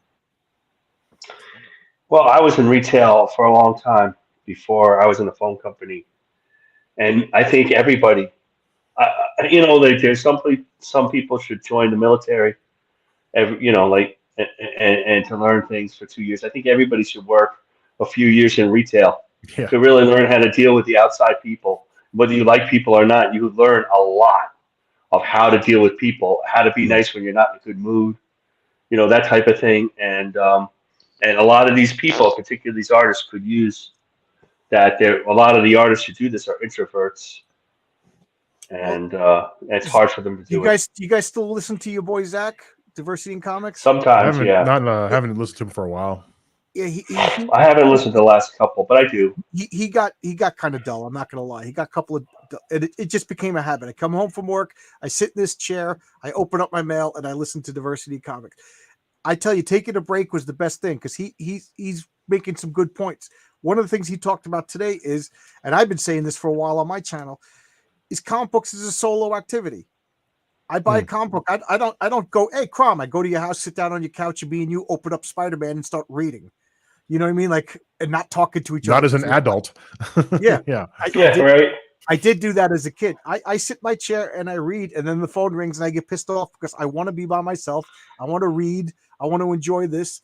So yes, it's a solo activity. And I think a lot of it, especially like artists and writers, these are guys like they have a solo activity, they have a solo hobby, and then they have a job that's solo. So I think a lot of these guys are kind of weird, and I think that's why, I think that's true. you know, I think that's true. and I think this is going to sound like bragging, but it's more of like an impartial observation. I have a job where I got to leave the house every day, and I got to work with construction workers, and I'm not a sports guy, so I got to make. And I hate shop talk, so I gotta fake shop talk. I gotta fake. I can fake a good sports conversation, you know. I've learned. I develop people skills. I guess is the long way that I'm saying it. If I would my wife, she works at home, she on the computer, and then when I got people over, she panics for a little bit. I think I don't know. I think what Marcus said. We all got to get out. I don't know about the military, but we all got to get out, dig a ditch. Build a house with a bunch of guys. You know what I mean? Go camping, go fishing. Well, did I leave that door open for them? Don't worry about my cats. My wife's not home, so. I gotta leave. Okay. Well, I think if there's any evidence that there needs to be more workshops on negotiating with people and what have you, it's what's going on in the independent comic world right now. And I think a lot of that has to do with, a lack of proper human interaction. I'll agree with that. Crom, I think I agree with that. I think that the creators that were mad and it all blew up, there's a couple of them. Not Parnell. That's a whole other issue. They didn't go to the people that they were working with. Listen, you're driving me nuts. What's going on here? Yeah. And so you have creators that were put up by other creators, and they made their money, made them mini stars in this thing. Now we're saying, well, I don't really like these guys, and it's going to hurt their brand going forward because the fans are are fans. It's Yankees versus the Mets for some of these people. Well, and it also seemed a bit disingenuous. Yeah. So that's just never. I mean, it's been fascinating to me. But when you get a group of people together, when does this not happen? Oh yeah. Like you want to see a fight. You are a manager of a group. Yeah. I mean, you have to. If you're a manager, that's what you have to do is keep the people happy. In retail, like you had 6 or 7 people under you or 10, you have to I don't really like John. Oh, but I don't like Susie. And then you got to say, well, you got to work together. Everybody likes I don't want to hear it. Well, or one of the guys that we had working, I worked in a bike shop, and the one fellow, he came to work there when he was 58. He'd worked there for almost 8 years. Great guy, super nice guy, but just definitely some of the technological advancements, some of the speed that had to be brought in, he just didn't have it. And it was like, yeah, we could love him or hate him because of his age, or we can understand what he can do and put him in the position where he is doing that and helping people out, and we'll cover that another way. That came about because of a conversation that he was involved in, where it was like, yo, you're not good at this part of the job, so don't even try to do that part of it. Let's focus on what you are good at. And because he also wasn't ambitious to have a bunch of professional development at that point. He was 65 and looking probably to retire in a couple of years, or at least cut down his hours. So it's be a reasonable group of people and play to your strengths and have honest conversations, which can be tough, can be painful at times, but the pain's coming either way. So the other I thing was is kind of concentrating on the game. Were you guys talking about the drama that's going on? A little tangentially. I mean, we're talking just about people being able to have hard conversations. Let with me each ask other. you. I already know what Marcus thinks, but Crom, they're dumb and smell funny. Interesting. Do you think this is gonna? Is this good or bad for Comicsgate? That's what's going on right now. I think the more important question is it good or bad for the independent market? Okay. Because I don't think CG represents the entirety of the independent comic market. And the biggest issue that this group has had, well, not just CG, but independent comics, has had over the last 5 years that I've been looking at it, and only partially involved in it. You know, my friend is an artist and what have you, and I've backed a few things. Is that it's dying because of the same problem that the two were dying of. They don't have a means of reaching out to the non-comic reading audience at whatever level of age or what have you, and bringing them in, which will involve a lot of drop-off. But so I don't know if you guys are aware, but the sort of industry standard of conversion is 4%. So what does that mean? I don't that know means that if you wanted here, and this is where my math goes terrible. Let me just look at a number here real quick. Math. Okay, so let's say you wanted 1,000 people. Let's say you were thinking to yourself, I want 1,000 backers on my campaign. You would have to expose that campaign to 25,000 semi-qualified, not totally cold. That's right. Not totally cold, super cold audiences are tough, but people who are at least are like in the zone of reading your book, you have to show it to 25,000 people to get 1,000, right? Now that's true of everything. That's why they typically refer to it as an industry standard. It's worse in certain industries like finance and a few others that maybe only get like 2.5% kind of thing. But what that means is that if you want an influx into the independent market of say 1,000 new people, you have to at least have talked to 25,000 of them to get that 1,000. This used to be, and I think we talked about this at one point, John, where we were talking about you've got one in the shot, the old racks, right? That's what the racks were. People would go by a newsstand, they're getting a newspaper or whatever. Yeah. Usually it was a young guy 10,000 people walk by and 3 people buy the comic. Yeah. And 3 people buy the comic, and it's on a rack like that so that people can spin it and look. Like that was the power of the cover, right? That was the whole point of covers, was to that was the first moment where you were trying to pull someone in, was the cover. And they'd see it and be like, oh, and then maybe read, like this is me. Anytime I went to a comic shop, was like, I'd see a cover, open it, read the first couple of pages, and either I was in or I was out. Well, that process, there's no process like it. There's nothing that exists right now in the independent market that is exposing new non-comic reading people in some hopefully proficient way so that they will filter in and the market will grow. So to your question, because now I'm just babbling, but to your question of, does this hurt it? Well, how many people who don't know at all what's going on, so they don't understand why there's drama, which I don't think is totally illegitimate that this drama is happening. I think there's been some real sketchy shit happen. But somebody who doesn't know or understand any of it sees a bunch of the cannon fire going on across the water and probably bounces. They just leave because they're like, I don't know what's going on and I don't want it, right? That's what Zach said. He goes, when you're complaining and yelling and you're Coke, you're going to get a bump in Coke sales. But when RC and Pepsi and everybody's complaining, people just stop buying Coke, soda in general. Well, that's funny. I agree. That's what somebody said on the stream I was listening to. Said the exact same thing. One of the guys on the panel said, how many people came in this last month and looked at this, just what you said, and said, I don't want anything to do with it. And they weren't necessarily. They just said, oh, comic. I want to see. Oh, I used to read them or something. Yeah. The exact same thing you said.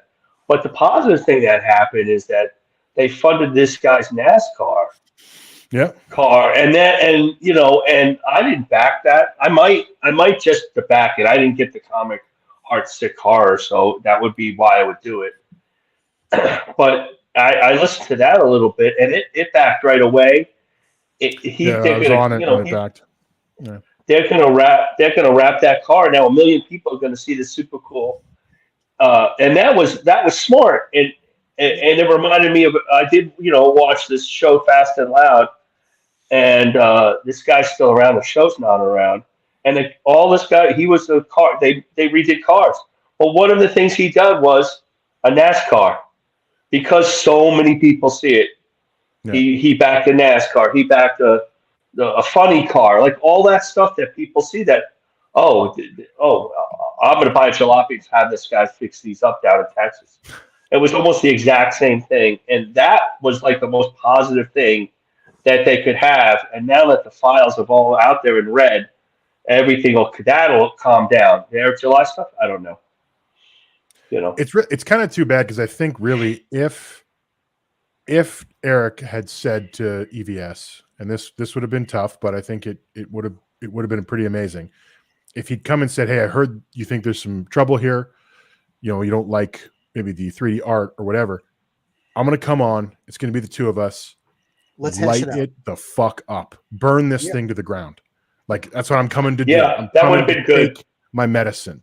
And Well, really to say to Ethan, when will you take yours? Like let us exchange this for each other. I think Ethan is pretty fair with criticism to himself. Totally. I'm mostly just saying like let's have an even exchange. I totally agree with right? you. I totally agree with you. I think everybody would have been really impressed with that. I think they'd it been would like- have been a good deal, a good thing. I agree. because EBS saw issue 1 and he said nice things about it because he didn't. Well, there's that thing where you don't rip on somebody else's comic. You just the creator's comic. And he wanted to be positive, and he did the cover for 2, and Shane did the cover. Jane David did another cover for 2, and Reedy did a pinup. And so we thought, well, this guy's not really Comicsgate, but he's a big ally, and he has a lot of people.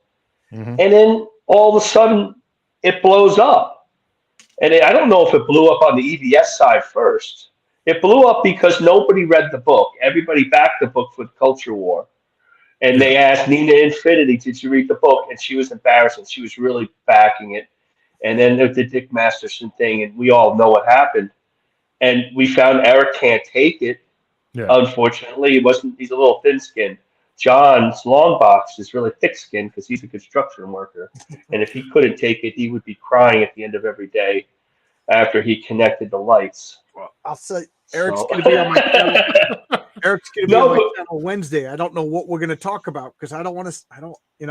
We'll talk about all the future stuff. He's not going to want to talk about it. Yeah. And the other thing that Eric has done, and I watched his streams before. I drive a lot, so I watch a lot of people's streams. Listen to them. And I wasn't crazy for his streams because he's a lecturer, and I don't like to be lectured. But he has always monetized his haters. So to him, everybody who comes against him is a hater, and he's going to monetize the super chats and do it. So he started doing it in this situation, and it wasn't the right thing to do this time. This time, the right thing to do was hiring Chuck Dixon and Mike Barron and the Saska sisters or whoever they are to help out with this whole Rippaverse. Probably should have hired them at the beginning, before ISOM 1 came out. But he didn't even Google ISOM, the name. So, Yeah. I actually happen to agree with old Dirty Fatty. He's not wrong that traditional media is actually still incredibly powerful. I agree. Mail outs, paper, any of these things, like it's crazy that one of the things that I think is hurting this independent market to some degree is that there has yet to be a unified site that plays the part of I forget what the hell that thing was called. Marvel used to put it out. It was like the digest for ordering. Oh yeah, remember it was all the upcoming. Yeah, it was the catalog. The Marvel checklist they have. Yeah, and all the independent dealers would get it, kind of thing, and have like the next 6 months of ordering, whatever the hell to do. That something like that hasn't really taken, like, there's a few sites that are trying to do it, but there hasn't been like a wholehearted embrace by the creators of someone to do that. That's like, hey, let's get it in a place where some of the classic outbound marketing, right? So paid marketing can actually be used here to get this stuff in front of people who don't typically float around in the inbound marketing scheme. Inbound being like any of the YouTube and content components, so that we can start to get that fresh blood flowing into the market. It's kind of up to the individual, right? John, you're going to have to do some dancing yourself to make that happen, because there isn't anybody, a kind of industry leading group doing I think there is one guy working on it, but he's admitted. I mean, he's a full-time job. He's admittedly taken a long time. Yeah, It was well, supposed to be comiccate.org, yeah, and Robert Romano's supposed to do some such like that, but it's taken him a long time. it's a lot of work. I mean, I'm not putting anybody down for not just No, I know, but putting I that know on there's their a back thought of and that. going Yeah. for it. That would be crazy. But I think that's part of what's missing, and it's not as though Marvel and DC's tools were totally stupid. I think their downfall came ultimately from all of the weird story related shit they were doing because their worlds were getting out of control and hard to edit. And the moment you reset everything, again, any of those new people coming in, that those first look audiences who are trying to make, the first thing they have to do is make sense of what's going on before they can decide to get on a book. Well, if everything changes, they're lost. And then the moment they're lost, they're done. They're going to leave. Yep. That'll be that. So something like this needs to happen, I think, in the independent space to have a little bit of stability for people who come in. But but CG's not supposed to be that organized, so no, yeah, right. It's just supposed to be. Oh, I mean, you could call yourself CG and never get on the big guy stream. You are, or you could not.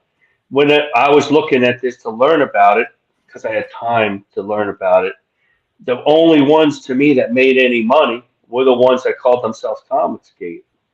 You go to, and there's a billion things on Kickstarter that make no money. We're like, significant amount. Now we know it's getting bigger, and guys like Kelly Jones are making big money on their books, and they're completely. But even they're tangentially, they're on Graham Nolan's stream, and they're not particularly political. So I think one of the things that has to happen, or people are going to have to rely on, and this it was kind of funny. I was on John. No, it wasn't with you, John. It was with Cooper. Sorry, I couldn't remember who the hell I was talking to, but I was talking about the shorts that Bancroft had been doing for a while there before he got too busy. And in the previous business that I've been working for, shorts for them did not work well. It didn't really do much. So I was kind of like, these are useless. Then I talked to Bancroft about it, and he had a 500% channel increase because of those shorts that he was doing. Like he went from like 5,000 subscribers to like 19,000 subscribers on the back of those shorts.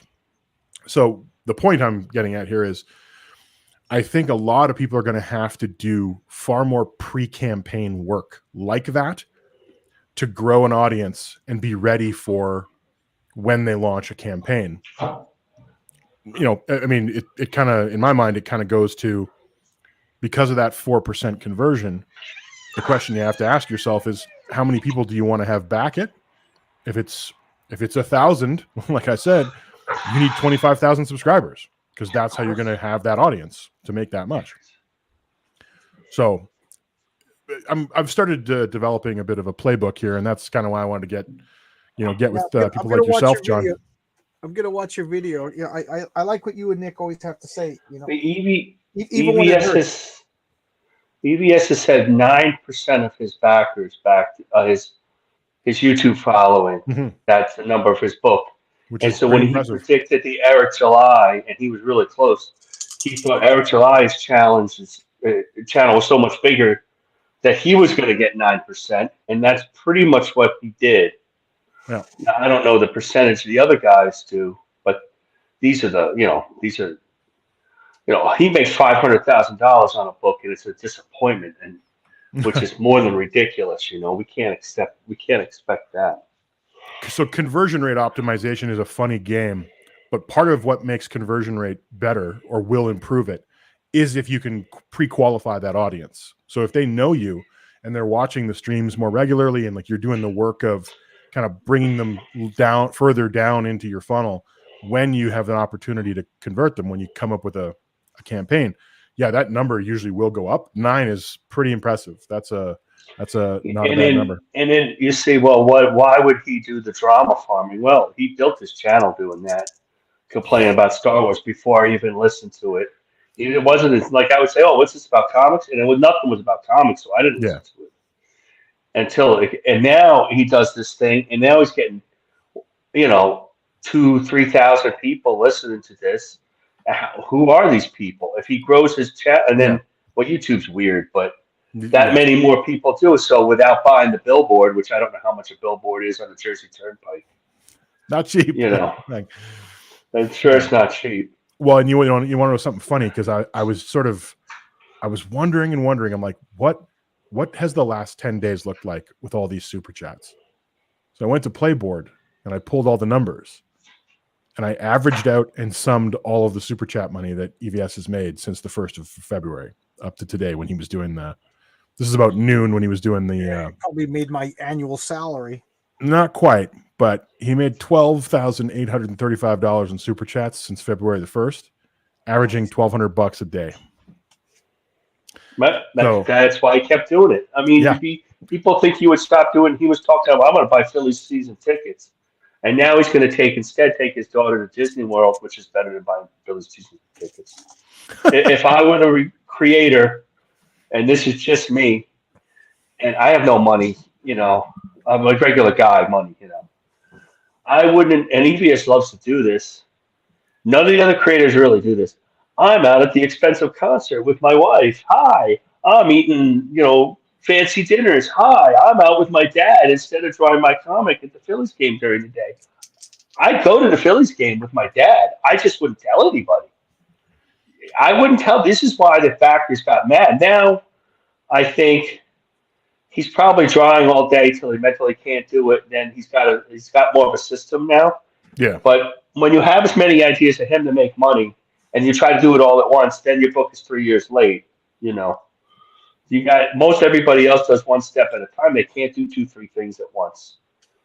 I think John, to your point, to keep a simpler campaign, that's really smart. Yeah, Well, I don't think you need a lot of fancy stuff to have a good campaign. I think the more important part is that it's clear what you're offering, it's enticing, and you just have to do the work of getting out there and banging the drum. Yeah, because as with anything, right?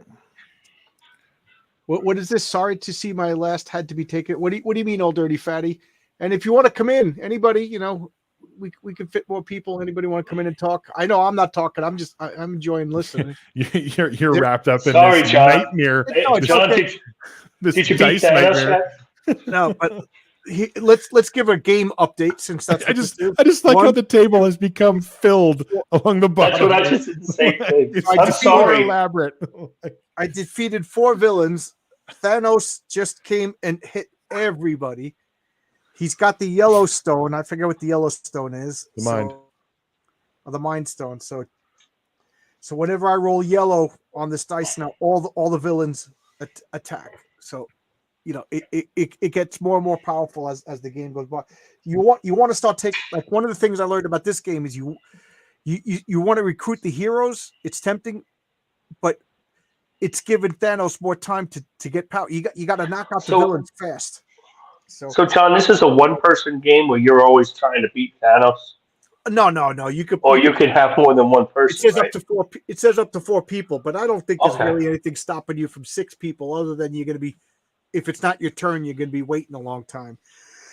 I mean, it looks like a great solitaire type of thing. I think that's kind of cool. This I just pulled out because it's easy to run.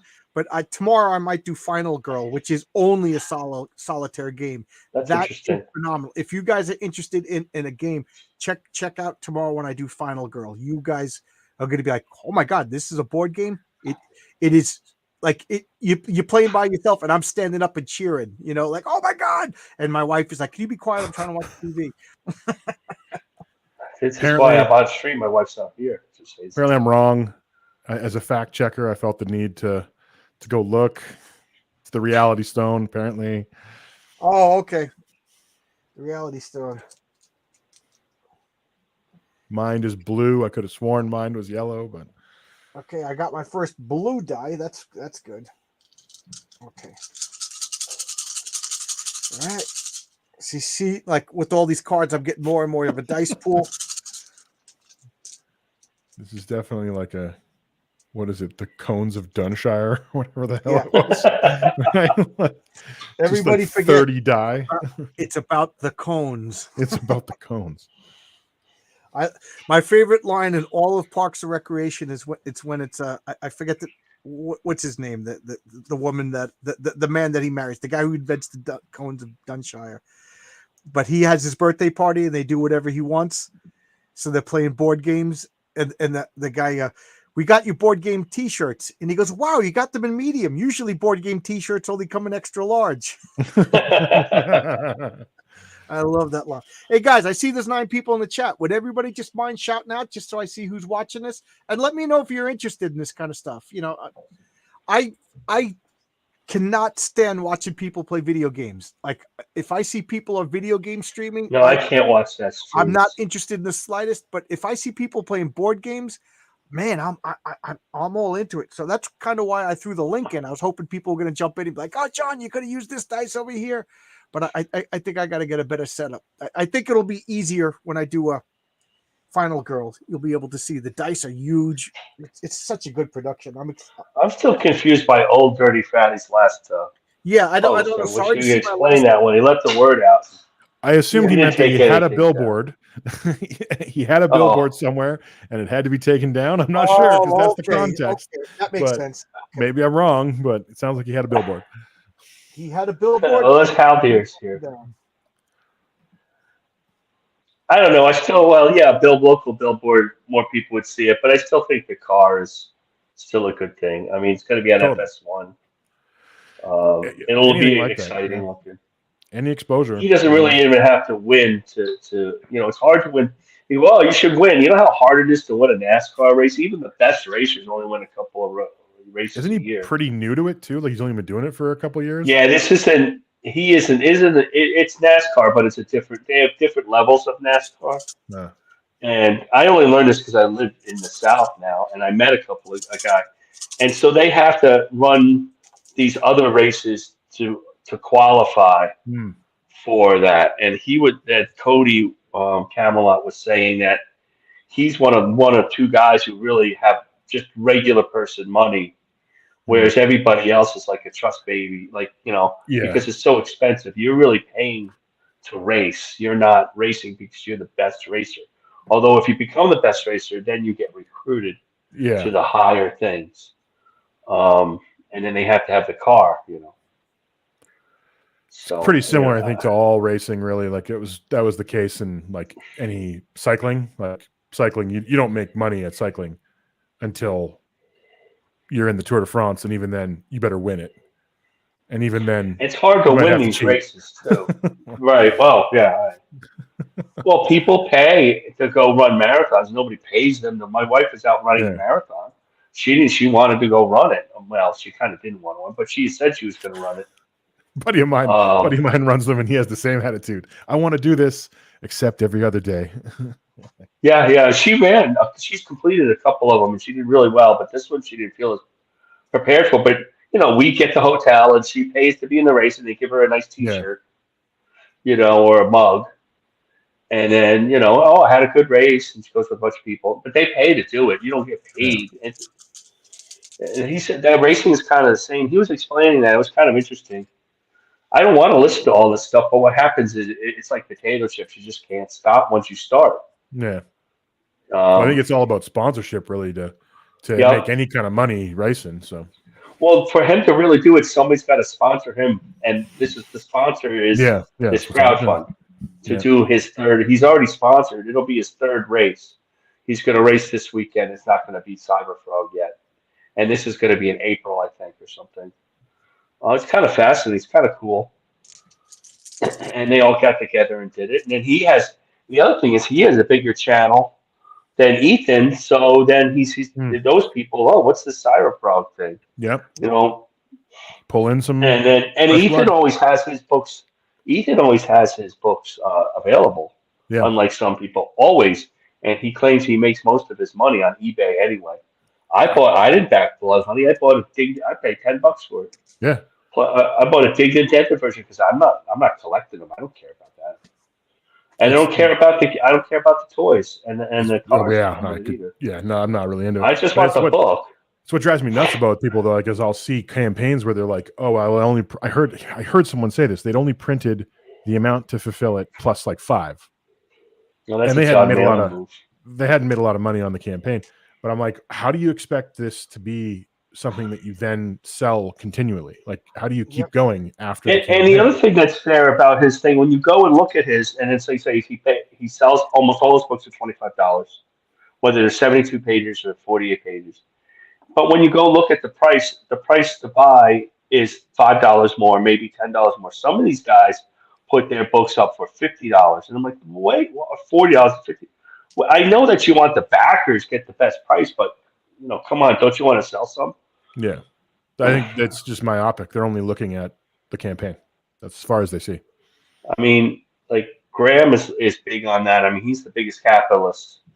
It's you go and want to get an Alien Alamo, you got to spend $40 for it. Yeah. Well, no, it was 35. It was 30, $40 for the Alien Canoe. Alamo is great.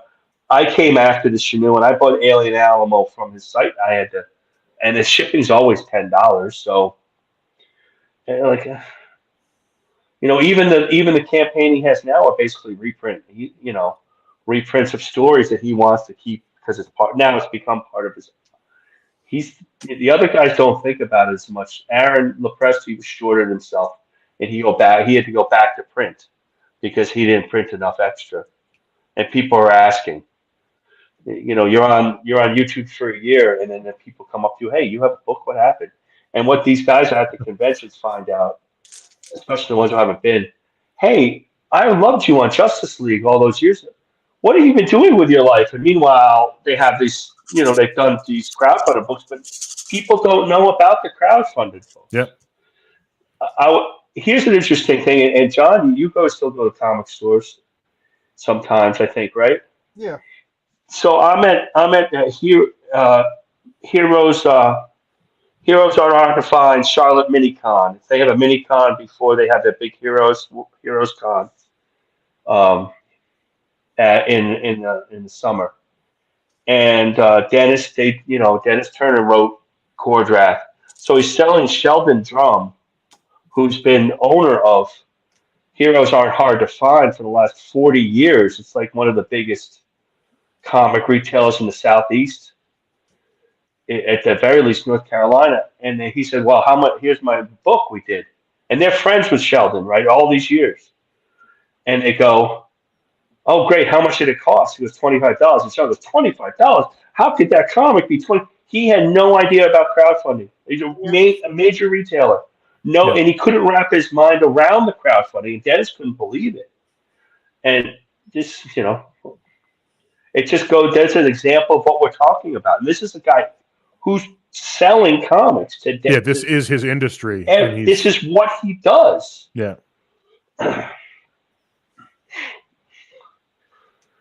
And these are his friends. I got to tell you, I mean, not to toot my own horn, but like this is part of why I even started a channel, was that I'm like, there are tools available for an individual.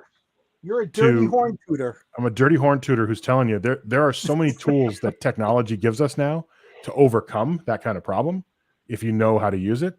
And that's my thing. Like I'm going to be pulling out all the old favorites of the marketing work I've been doing for the last 5 years for individuals, so that it's like, if somebody loved if they knew your name and you'd been working on, as you said, Justice League, where you've been the last 20 years, to me, that's a failure of that creator to get on board with like Google AdWords and those tools and be like, okay, anytime someone looks at something of mine from back then, if they do a search for it, my ads for the current things I'm selling are going to start showing up. Be popping up, yeah.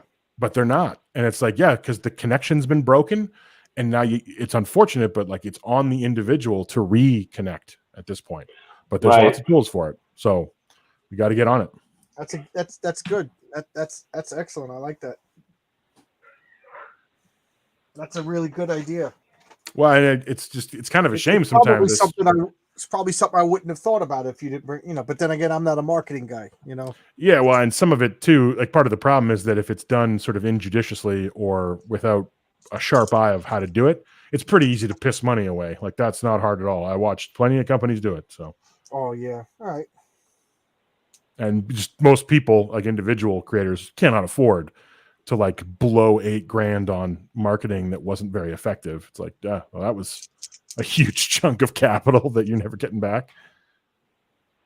Well, if it makes you feel better, John, having your channel is a big step in the right direction. Yep. And you have over 1,000 people, and people. Andy Smith was telling I'd like to think that they ask him how to do this. Just get on YouTube and do it for years. Do it for a couple of years.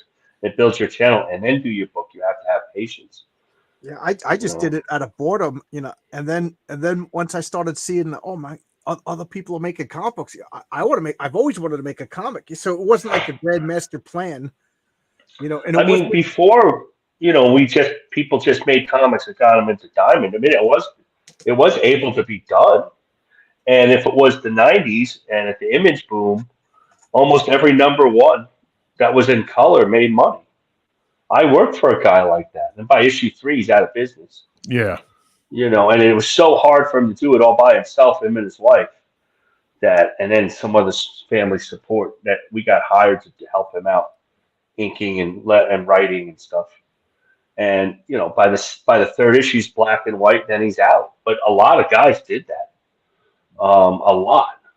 And the first issue made a lot of money because nobody knew which one was going to be the next Youngblood, And then it all exploded, and then it all ended. But Marvel and DC didn't want to see these guys doing that. No. Well, I mean, and there was conventions and all. Their whole game really was about expanding their product line to choke out any competition, right? And you're like, right, but does that mean what you're putting out's any good? No. Like, oh, great. So now no one can buy anything else but your books because they want to have Spider-Man, and they can't sell most of what you give them or make them buy. And then eventually they run out of money. So that's exactly. It's funny because I think it might have been on Bancroft's stream. Somebody was talking about like independent dealers struggling, and I think about where I was getting my comics. I closed out my file a couple months ago, but where I was getting it, I think the guy made most of his money from Warhammer, not from the comics. I bet that's true. Warhammer's expensive. Yeah, well, like the comics were one section of a wall. Like he had a big, 8-layer rack for the comics. The rest of the shop was all miniature and Warhammer stuff. It was like, and like board games, like what John's playing. Like it was like, okay, clearly the comics are not what's paying the bills around here. Comics have always been dying. They always talked about comics dying. Yeah. Permanent every 5 years they're going to die. In the 70s, comics were dying. They were supposed to be terrible. And now we look back and say, well, these comics are really good. Comics were dying when they had to sell so many and then get so many back with returns. And then they blamed the direct market, but the direct market saved comics for a long time. The difference it took it away from the. And then people blame the direct market and the comic people about not having spinner racks, but the truth is that the comics didn't cost enough for the news dealers to keep them on the rack. They want to sell Life magazine as $2 or $3 and $4 and $5 of these magazines, Glamour and all that. Then 75-cent comic, $1.25 comic, $2.99, $2.50. Even so, they're not on the rack. It's not just because everybody's incompetent. It was a market force because of and the whole print game imploded, late 90s. So it was like everyone's taking it. Marvel was making a lot of their money, and Marvel and DC, like, why was Superman such a big deal? Everybody, you go to your comic shop, oh, why would I buy Superman? On the newsstand, Superman, Batman, Spider-Man, all sold a ton, the whole time. Marvel was saved because they could sell Star Wars comics on the newsstand. In the 70s, they would have went under if it weren't for G.I. Joe. These are all big newsstand comics. And the other comic, like the X-Men, that's a direct sales comic. That wasn't never a big newsstand comic. Now it's sold. Now it changed, but the big newsstand comics are just the ones you Justice League, all those ones. These are, and then, wow, this isn't selling in my store. Yeah, but it's selling, at the stationery store and the corner store, like where I Yeah. used to buy comics when I was a kid. Well, it's funny So, that too, because in the cycling world, Trek, which is a huge brand, one of the things they do is quite a bit of business development and coaching to anybody that they sell bikes to. Like they have a whole Trek University, which is all about, I mean, it's everything. It's how to greet people at the door. How do you fit them for shoes? Like it's everything. Because what they realized was all of these independent dealers were selling their product, but they had no control over the experience that anyone was having when they set foot in that place. right. So you could go to the only Trek store in your town and be confronted by a bunch of assholes. And then, of course, your association at that point was, oh, that brand is not good because those people are not good. Well, how many comic shops have you ever set foot in where you're like, ugh, like this is Oh, man. dark and dirty, and somebody's smoking Marlboros somewhere Oh, in this there was building? a guy, yeah, and they were. I worked at Heroes World, and that was a nice shop, right?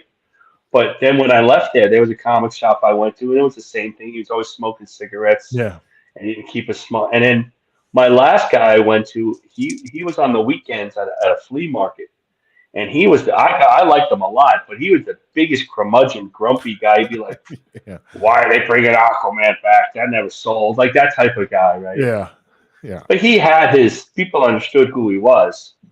But yeah, absolutely. And they were there to this day. They've never really, even the chains have really done well. And, yeah. they've really cleaned it up.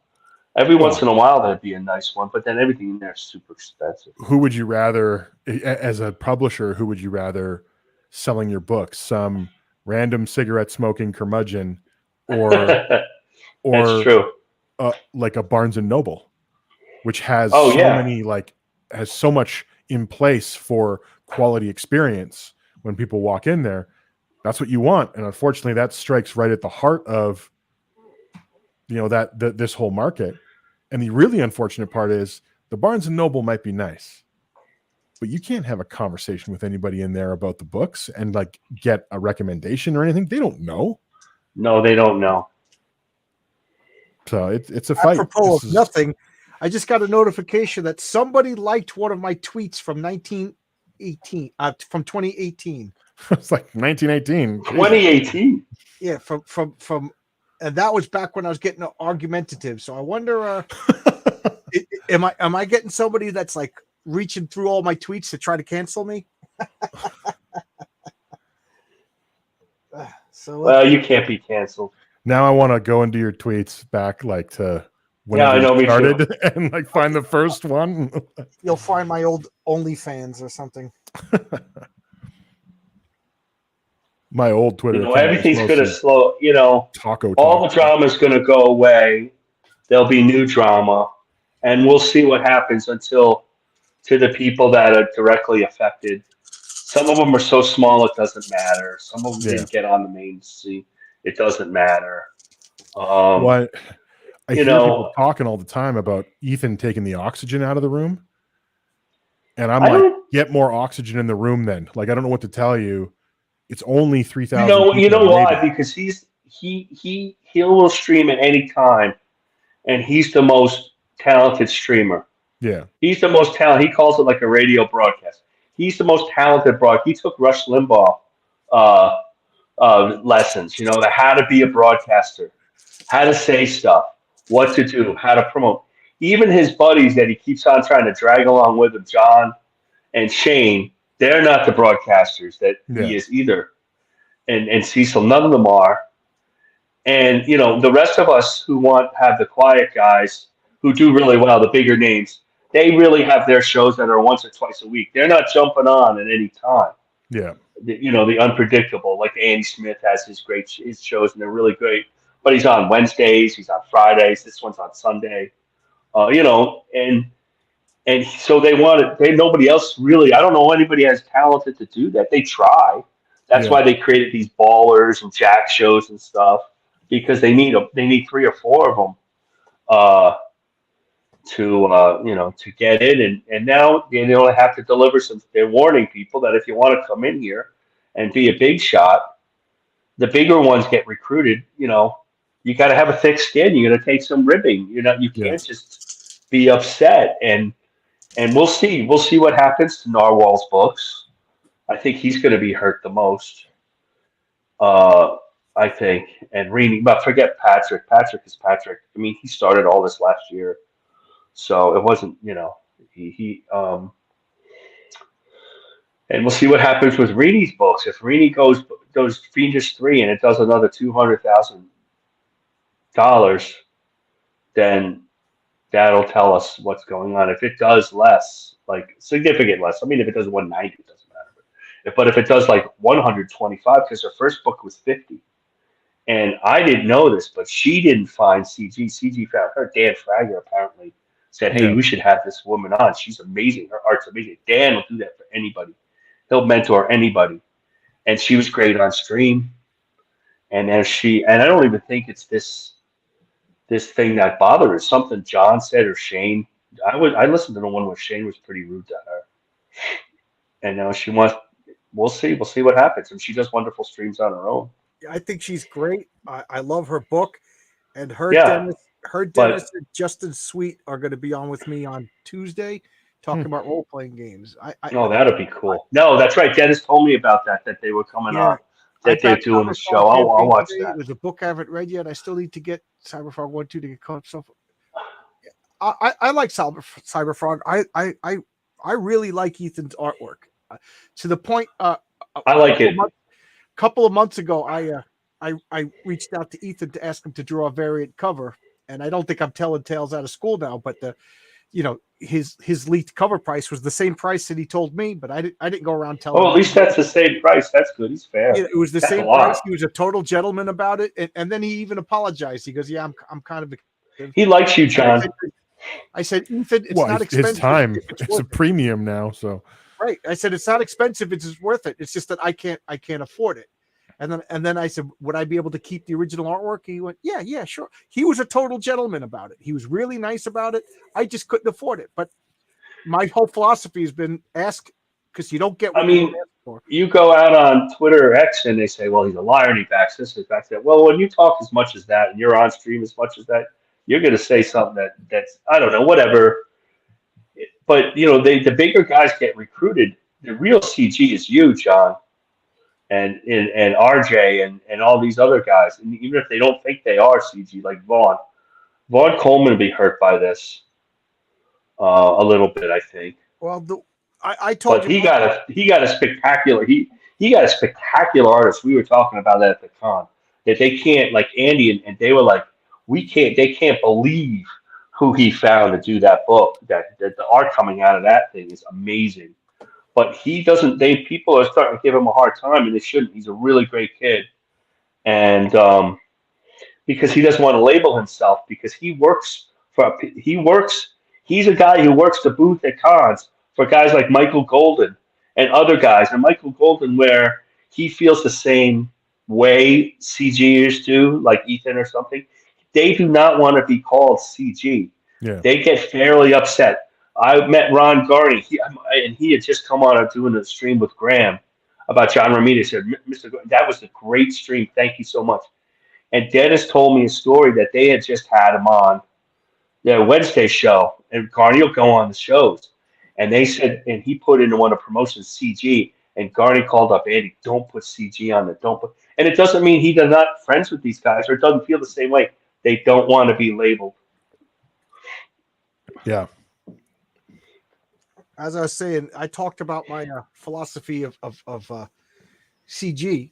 It was basically Comicsgate was a label created by the mainstream. We didn't create it; we just embraced it. But I look at it as like, are we Gentiles? I don't know if you're Jewish, but like Jewish No. people created the term Gentile to describe the others. We are the others. We don't get to label ourselves. We were labeled by the other people. So the only way to leave Comicsgate is to join the mainstream. So I'm Comics Gate. If Vaughn doesn't call himself Comics Gate, doesn't matter. Mark Wade is going to call him Comics Gate. Well, that's true. Kelly Sue DeConnick is going to consider him. So he, like it or not, the only way, we are all Comics Gate, but also not all Gentiles like each other. Not all Gentiles are a monolith, and some Gentiles are attacking other Gentiles. It's just so that's what Comics Gate is. We are in a group defined by people who aren't in our group, and that's it. And I think it's great because the mainstream kind of sucks right now. So I embrace it. I'm not joining a cult. I'm not joining a religion. Matter of fact, right. I am defined by this mainstream group of people. So what traits do I have? The only common trait that all of us in CG have is we're not in the mainstream. That's it. That's the one defining, and but I'm that kind of person. I don't want to fight with anybody. Like Eric July, whether he calls himself Comics Gate or not, doesn't matter. Mark Wade thinks he's Comic Wade. So just embrace it. Just embrace it, I don't know. That's my philosophy on, and I would love to have Mark Wade on my channel and explain that to him. You're Dr. Frankenstein. We're the creature. I don't know if he'd hear it, man. I don't think he'd be able to hear it. I know. I think you're right. That's a good point. I think people are trying to tell Vaughn that, but he can't put it. He works too many people that kind of. I mean, Steranko feels the way we do, Yep. But he's not going to say he's Comics Gate. Maybe someday. There's more than you know. They want to keep it shut. 1, 2, 3, 4, 5, 6, 7. Okay, 7 villains. I'm just going to like how doggedly you're still trying to do this. 1, 2. Okay, I got 3 more villains. I'm going to shuffle up this deck again because I kind of know where they are now. But I got to get 4 more villains. There's 1 out here, so I got 4 more villains to defeat. I'll be back. Thanks. Oh, Marcus has to go to the bathroom, I assume. Got action that he's got to take care of. Yeah. Let me see. Where am I? Yeah, this table's looking busy. Yeah. Look at my team. I got all these over here, and I got all the Avengers up there. And the hardest part now, it's good when you're playing with 4 people because everybody's going to have like a small team. Yeah, they take care of their own. Yeah, well, it's easy to remember what you do. I'm sure I'm not doing this to the maximum efficiency. So let me see. What do I got over here? I could do that. I could do that. So I'm going to re-roll these. There we go. So I'm going to put 2 pals over here. I'll put this tech over here and this occult, and I recruit the Black Panther, which is good because that's another die. He's good.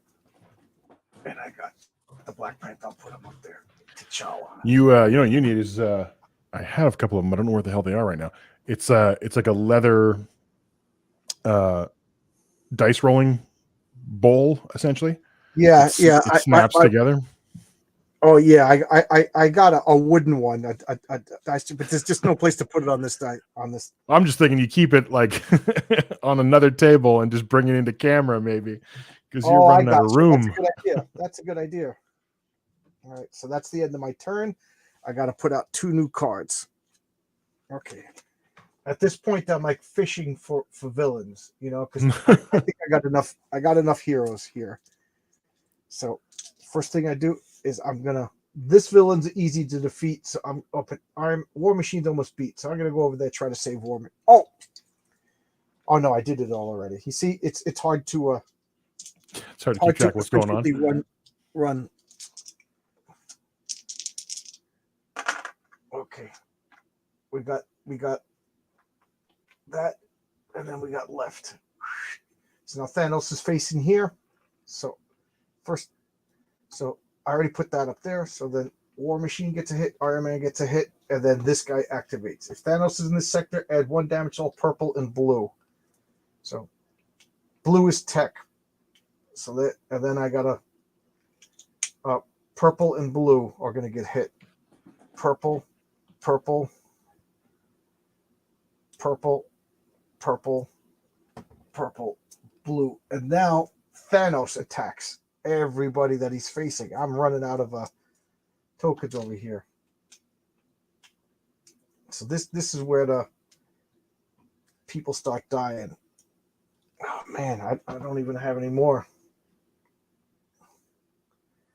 Wow, I'll put dice on people over here to show that they're. Oh, I can't. I need all these dice. All right, so. Wow. What do? I'm running out of dice, and I have nothing that I could use. When I put pretzels on them, I'll put these tokens on them. So that's a damage. That's a damage. Oh, that's a damage. Oh, Thor is at maximum. Oh, no. Thor will be. They got to the end of the round to be saved. So I have a feeling this is going to be a whole bunch of death is about to happen. Yeah. This is what happened the last time. I'm starting to realize that with one player, you get false hopes. So now I'm going to build my dice pool. So this card gives me 3 dice, 3 red and a green. And then I just go down here. I get 2 for every damage on the Hulk. So that's 1, 2, 3. So that gives me 3 more red. Okay. And then I get a green or a black. I'm going to take a green because Thor is going to give me a black. He gives me another red, but I'm maxed out. This gives me a green or a black. I'll take a black. Bucky gives me a blue. And T'Challa gives me a blue. So there we go. That's all the dice. Oh, Marcus is back. Do you have to go to the bathroom, Marcus? Yes, I did. And I want to make sure the door's closed because I'm up. The cats are up. All right. So this is remove 2 damage from a hero. So we'll save the Vision because his power is really good. The Statesman could save somebody. Well, who else was dead? Thor was dead, so we'll save Thor. And then I put dice to show that I used their ability. The Guardian ship. Who else is going to die? The Guardian ship itself. I got to save that. Okay, that's all the healings I could do right now.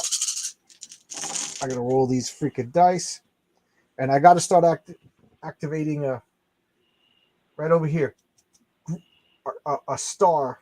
I mean, a cosmic will remove 2 damage from a hero. So she is about to die. So I'm just actively trying to save lives right now. Who else is dead?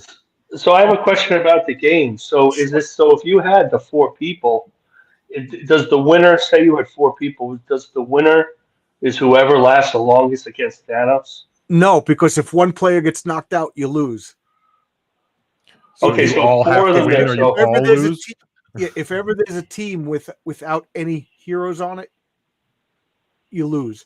So it's a cooperative game. You all win or you all lose. okay, no, I understand that. So I'm gonna. What? So this will heal this ship. So I'm repairing that. Okay. But John's elevated the game to losing his mind because there's 14 cards he has to track. Yep. There we go. So nobody's gonna die. That was my first priority. Save lives. Okay, so now nobody's gonna die. Oh, Drax is gonna die. Heimdall's gonna die. All right. I got to get more cosmic. Because Groot is good at healing. Oh, okay. Black Widow is good at healing. So this will remove 1 damage. That saves Drax. And that also gets me a bonus token. Let's see. All right, so I get that. Who else is... Oh, Heimdall's going to die. So this will save Heimdall. And Have you ever played Pandemic? yes, I love Pandemic. Yeah, my son likes that game. And he had the Expanse. Yeah. I love Pandemic. I got Pandemic Legacy that I haven't played Yeah, yet. he got that one. He has had that one, I think.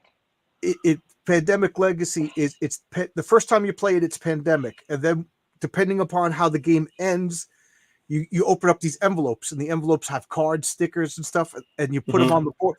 So every time you play this, the board changes, and at the end of 15 games, you have a unique game of Pandemic that nobody else in the world will have. The problem is you want the same 5 people playing all the time because I got a new people, they don't care. It means nothing to. I have a group of 6 of us: my wife, my friend Jimmy and his wife, and my friend Rich and Oh, yeah, he has this one too. Dom, and we play a game called Charterstone, and it's a legacy game, meaning every time you He play, might have that. I don't know if he has that. He might. He has a lot of games. yeah, Charterstone, He it's fun. he has this one. I'm looking some up to see if I recognize. He has this Wingspan. He has. What's funny about Wingspan is I won't play it because Elizabeth Hardgrave, the designer, is such an SJW that Yeah, he won't. He doesn't know any of that. He's yeah, I know, 27. He just and he's turned. better off. He just turned 26, and they think I'm super sensitive. My other son is 20. Is going to turn 28, and they think I'm sensitive to that stuff. They don't see that. They don't care.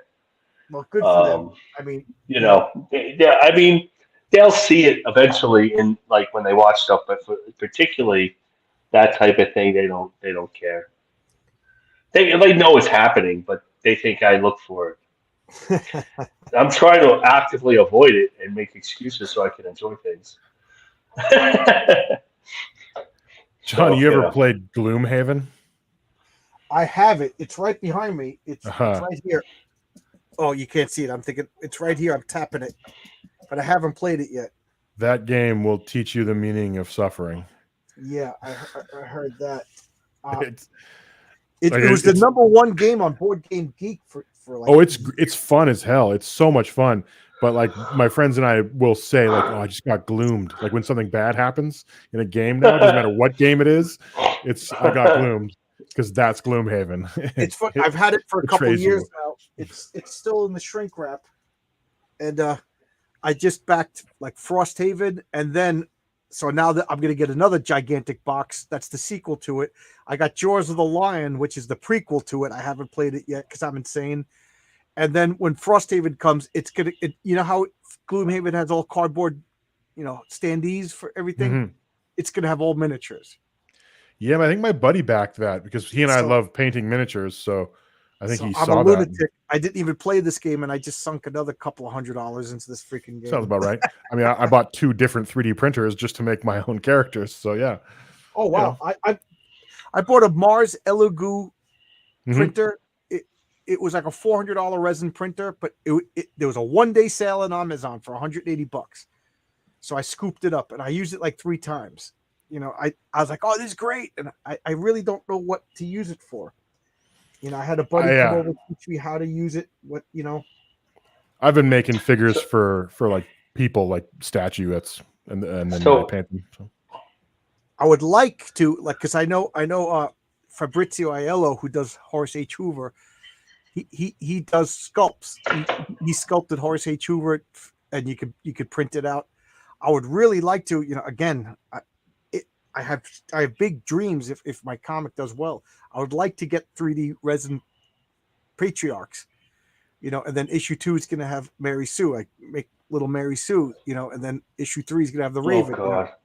You make little resin figures for all of Have these. you guys ever heard of Mythic Americas? No, what's that? It's an indigenous. Well, I think they just as Mythic Americas 2.0. Like, welcome to Mythic Earth. It's figures like Warhammer for indigenous peoples. So the last comic stories I did was for that. Indigenous people. Two 8 pages. Well, at first it started when I was working with my friend, my writer, did Captain Courage with contacts me, and we'll even pay you. And they have this myth, it's almost mythology. They use an Aztec and Mayan mythology, and he crafted 2 stories that I drew, and then they've really expanded. And he's like one of their marketing guys now. Nobody's ever heard of him, but No, I'm looking at their website. I said, "Oh my God, I'm having flashbacks." That was hard to draw, but but it's kind of the same thing. Some of the reference they gave me were painted like there was this big monster I had to draw, and he sent me the one he sent me pictures of the one he painted, and they go on down. What was he going in Jersey and doing it at the store? Yeah, the Aztec War Band. Oh, is that what you drew? That's what I drew. Yeah, Yeah, I'm looking at the figures that was now. good. Oh, I'm glad you liked it. It was hard. It was hard. Your stories are better.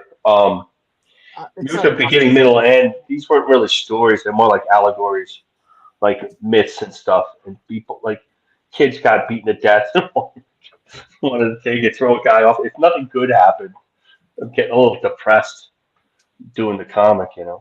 I was always had this idea that I wanted to write like a short story, but now I think it would make a good comic. Like, this would be like a side comic besides Heroic Tales about an explorer, set in like the like before Columbus. So he has no concept of the new world whatsoever.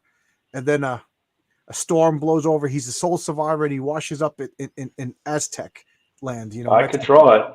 So now he's a guy. He doesn't know where he is. He has no concept of this, through the storm and everything. Everybody's dead. And he wakes up and he sees the Aztecs. And he sees the Aztecs killing and sacrificing and throwing the hearts over. And then one of the things the Aztecs do was the shaman would flay people and make Yeah, skin. yeah. And so hmm this guy thinks he's in hell. He thinks he's dead and he's in hell. So he's like he's a Spaniard Christian, like, oh, I'm trapped in hell. They're eating each other and they're pulling out hearts, and what he has no context to describe. He can't understand the language. The gods all look like demons and monsters, so he's just like, this guy's just like killing people and trying to escape from hell. Yeah, it'll Yeah. be real political Yeah, correct. Right? that's funny. You said that. I drew a guy. He was he was the alligator god, and the reference I had to get. I still have it. And he was holding somebody's heart up in his hands. Yeah. Think And about the second one was, and the other one was a little light. It was all out of big panels. But if you watched which movie, the Wakanda Forever movie, yeah. and Namor came up, and he had Yeah. all that jewelry. That's what I had to draw. That was pretty like spot on stuff.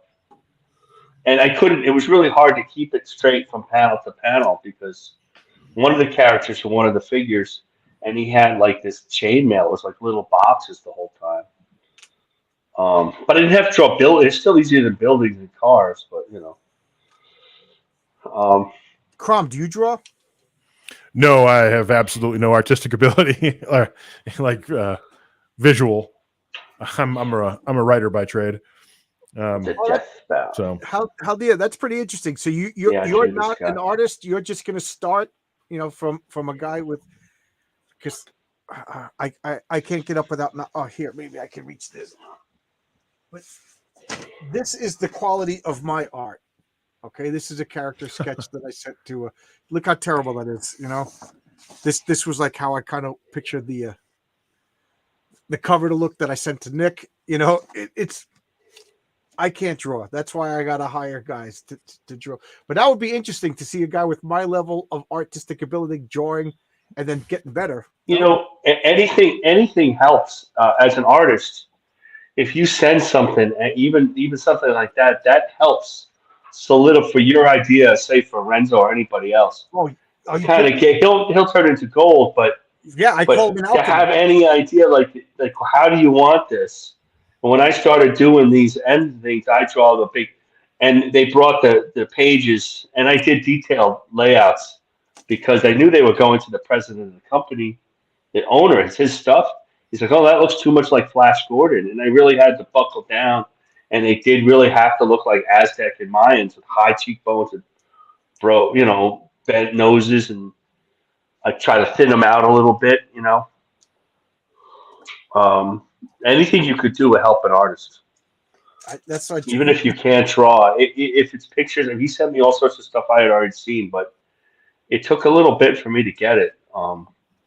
Now I'm like officially the POC artist because for you, I did at least one page of African American people, and before that, my last two stories were South American people. So we'll see Haven't been canceled yet.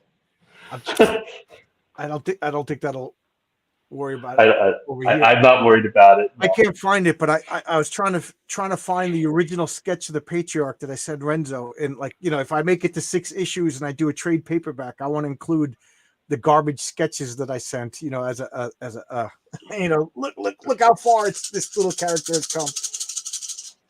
Okay, I'm gonna cash this in and take another bite. So on this game you're watching, so I know that is Thor the most powerful hero, or is Doctor Strange, Scarlet Witch? I would say Thor is more powerful, right? He's got to be. Otherwise, what good is being a god? Well, Then Doctor Strange, then Scarlet. Well, Scarlet I Witch is mean, not like, supposed to be that powerful. Drives me nuts. Nobody gets the Scarlet Witch right. well, because her powers were they just well, the Invisible Girl or the Invisible Woman's really the most powerful member of the Fantastic Four. Yes, yes. John Byrne made that absolutely clear. Yeah, I He agree. wasn't wrong. I think that that hex magic. Well, if you read the '60s Avengers, her power was so slapdash and she's faking all the time. So at some point they had to go the other way. It's funny because my character Mary Sue in issue 2 of her, Mary Sue. she's got the name of the story is called Endless Possibilities, and she has the ability to recreate possibilities. So she has the power of like the Scarlet Witch, but I'm going to do it right. When she alters Well, probabilities, there's going to be consequences to that. So she's perfect. She can literally rewrite reality, but it's a butterfly effect. So if she changes it this way, there's unintended consequences that she's only human. She's not going to. So she doesn't want to use her powers. So there's going to be like moral quandaries. You know, she's going to be one of the members of the team. I don't want to give away what the name of the team is and stuff, but a team is forming of all these heroes. And there's going to be times when like character like the Raven, who's more pragmatic, is like, use your power. We got to do this. And she's like, no, you don't understand.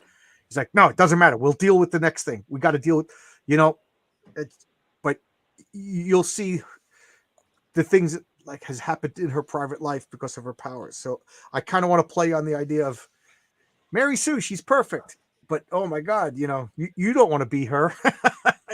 right. You think the spirit's gonna, and it's, I know people are gonna call me a misogynist or whatever, but here I am. I'm gonna have an Asian American character. She's Chinese. Sue is a Chinese name, and the first image, I shouldn't even tell you, but she's gonna get beat up more than the spirit, and people are gonna be like, you misogynist. No. This is what you do to characters. This is what you do to characters. You didn't do that to the Patriarch. Well, other things happen to the Patriarch that you don't know about yet. His credit is all kinds of messed up. Yeah, the poor guy went to he tried to get Pepsi. All I had was Diet Coke. So this poor guy, he's got to suffer. No, I showed you. Look at the picture of there's a big clue of something that's going on in that picture of the farm. I don't want to call it an Easter egg, but there's some foreshadowing in that picture that only 3 people so far know what's going on. Brian Bow has been the guy who I bounce stories off of, and Renzo, because he's drawing it. I have to let him know why, So there's some horror in the Patriarch's life, and the thing about the Patriarch is he's everybody's dad. He's your dad. Did your dad tell you? What are we going to do for Christmas? Don't worry, Santa Claus is going to take everything. You go to bed and you have a smile on your face, and then Dad turns around to Mom and says, "Oh man, what are we going to do? We can't afford that. Chris. Oh, I guess I have to work extra shifts at the factory. That's what dads do. So, that's the Patriarch. He doesn't let anybody know that he's struggling. He's not that powerful. He just acts that way. I can't draw from my imagination yet, but I can replicate. Well, that's where you start. That's where you. My problem is this is going to sound awfully not condescending, bragging, but my imagination never stops. I sometimes I'm driving and I'll pass where I'm going because I'm in a daydream, and I'll wake up. I'm like, oh my God, that's a great idea for a story, and I'll start writing it, or I'm daydreaming and I'm thinking, but I can't draw what I'm thinking. and I get so frustrated. I don't know if I hurt my hands at work, but anyway, I got to Thanos is going to kill me. I got people with enough damage to kill him. I think I'm going to lose a lot of heroes this turn. So that's why I rolled my dice. I forgot where it was. Oh, all right. So how am I going to heal? Good. I talk too much. I'm getting sleepy, so I'm talking too much. Well, it's 1:15. Yeah, but I'm on vacation for a month. I don't have to wake up Vacation till for a 9. month. I knew a guy who was a union electrician, but he didn't work as hard as you did. That's for sure. We're on furlough, so I know. Yeah, so he used to go on furlough all the time.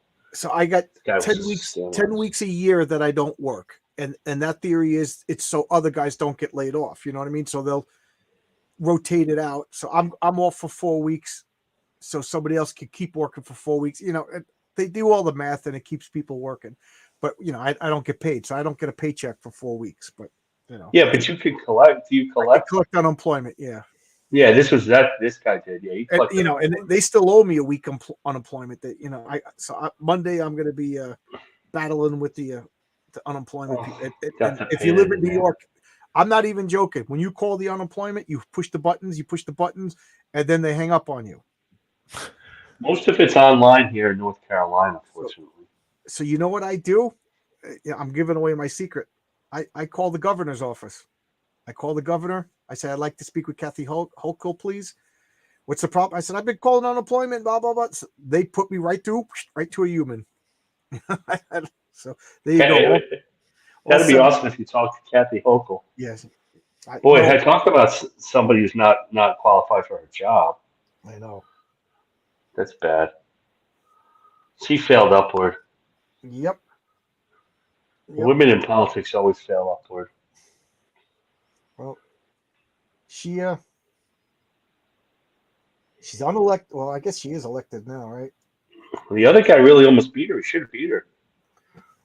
I mean, he came out of nowhere. She's supposed to walk to victory. She's not supposed to win by a small margin. It's New York. One party system.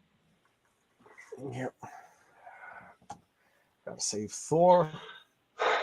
Who else is dead? Drax is officially dead. See, now I'm gonna be just saving people rather than.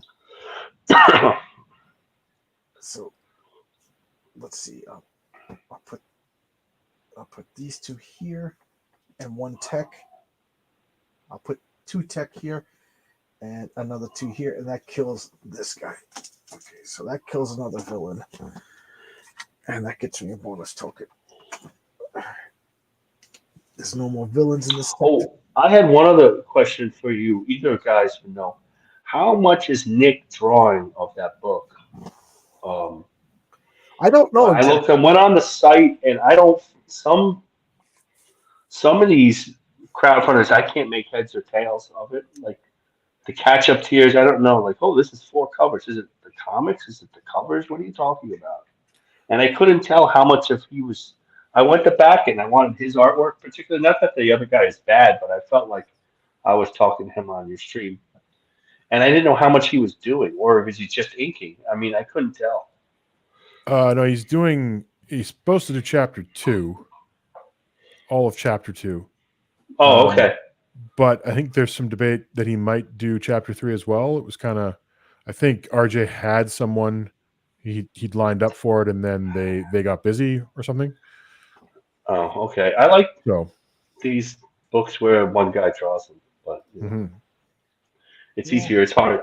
You were talking about. I have to watch your stream because some of these sites you don't go to back it, and then I can't make heads or tails of it. I'm like, oh, okay. And the bigger guys do make simple, even with all the tchotchkes have simpler pages. I don't think it helps that like the tools that Indiegogo or Kickstarter give you to organize anything on a campaign are I heard that's non-existent. difficult. Yeah, I heard Fund My Comics a lot easier to build the campaign. Brian Bow of Wolf and Batsy, he left Alterna and he's doing his own campaign, and he started doing Indiegogo, and he said he got super frustrated setting up, and this is a guy who does animation and graphic arts, and he said And he said, "Fund my comic" was Mhm. was so simple. Well, and then Graham had trouble. He thought it was all set, and then he had all these mistakes when he went. Which is good that he goes on his own stream with his like really close backers. Nobody really cares with it, and then he hashes it all out. But he was frustrated too. And then they said, "Why don't you?" I think Citizen Ronan. "Why don't you go to Fund My Comic?" And the Fund My Comic doesn't have to reach for the bigger guys. Yeah, Um, but is that I don't know, like Crom was saying, you promote yourself. You know, like, well, they do promote themselves. I don't think it matters whether because do you think whether anybody they who follows go. Graham is not going to get his book? No, I think he brings them to Fund My. That's what Fund My Comic needs is somebody to do their not their side campaign, but their main campaign. The bigger guy, one of the bigger Comicsgate Kings, other than Mike Barron, um, and see how that goes. But it's hard for them to take a chance because these guys still have mouths to feed and mortgages to pay, and they have their business, and he does his own fulfilling now, with his wife, pays his wife, and so it's hard, if and so it's hard for them to do that. Like, why, well, they always say something about fun, like, Shelley Lepresti, she defended Luke against He Who Will Not Be Named, Yeah, and but Aaron didn't use Fund My Comic, but if he goes to a book and it doesn't make pretty much what Wraith of God makes or some such, he's got one kid in college, and Shelly's sick. She has a lot of health problems, and poor how woman. can they not be able to take that chance? I think That's one of the problems. the move for those guys would be to do a parallel campaign, to do one on IGG Yeah, and on I mean, Fun, and have and- separate exclusives on it. right, and that's exactly what they do. But like I talk again, since I hang out with Andy and Dennis a lot, So I we asked lost. him about Fund My Comic, Let's the just say the first core draft. say Yeah, goodbye go to the ahead, sorry. Vision, Black Widow, No, no. Heimdall, and Bucky Barnes. All just Oh, Jesus. no, you really got wiped out. I asked Andy Smith about that, about why did he run one, because he ran a core draft on Kickstarter and it made nothing. It did nothing. I mean, I backed the book for him on it, but it didn't do well. And they said, "Well, you're going to do a Fund My Comic," but the feeling is that the same people that are backing an Indiegogo are also backing a Fund My Comic. It's the same crowd. Yeah, I think that comes back to like that pre-campaign strategy where you've got to be pulling in people before you launch and I prepping them. think I think more and more they're going to do something on Fund My Comic. Like Rainey did her 2.5. It's doing 20, which is good. It's doing 27,000. It's not doing 50, but they're not getting shadow banned either. And then Yeah, the really harsh shadow ban is you can't even Google it. Google the yeah. comic, which is really hurtful. I got to the bottom of it, but I think somebody beat me to telling RJ about it the last time his campaign wasn't showing up. It's because Indiegogo actually flags these campaigns to not be indexed by Google. So they literally aren't being picked up in the search engine. And the moment I saw that, I was like, somebody should sue these people. Like this is like tampering. They can't get an answer. Now, I feeling not that many people work at Indiegogo. I'm not Probably so not. sure it's political, but Yeah. there is something. There's some arcane rule that they have that triggers the shit that they do Yeah. on these like promoting something about promoting one campaign before the other campaign's over, which guys do a lot, and then that all of a sudden flags it, and then they're shadow banned. But some of these, and who knows? There's guys who've never been shadow banned. RT Bear's never been shadow banned, and then the rest of them all been shadow banned, and they think they lost 15%. Yeah. Wouldn't surprise me. Easy, 20%. That's what Dennis said. And they're hustle, hustle, hustle, and they all make websites so then they can be Googled again. Yeah. But the only one to build his own crowdfunding site, Shane, in Alterna, of course. I actually wanted to talk to So, Luke and see about like building him some branded content about how to build your campaigns and just best practices, just to help people out who are getting on there. Because I've looked through some of the some of the stuff on Fund My Comic, and I'm like, you're not helping yourself, people. You're making confusing titles. The write-ups don't make sense. It's just like you're not helping yourself for like a person who might randomly come here and see this. They're not going to back it because they can't make heads or tails of what you're saying. So Right. I tell you this, I don't just go to Google. I mean, I don't go to Indiegogo or Fund My Comic or Indigo and look for stuff to back.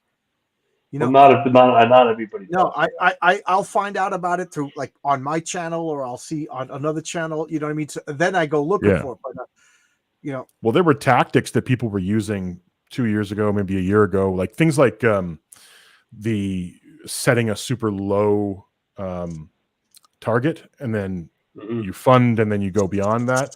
That was a tactic for discovery on Indiegogo, because if you fulfilled, Indiegogo would put you up to the top of the discovery queue.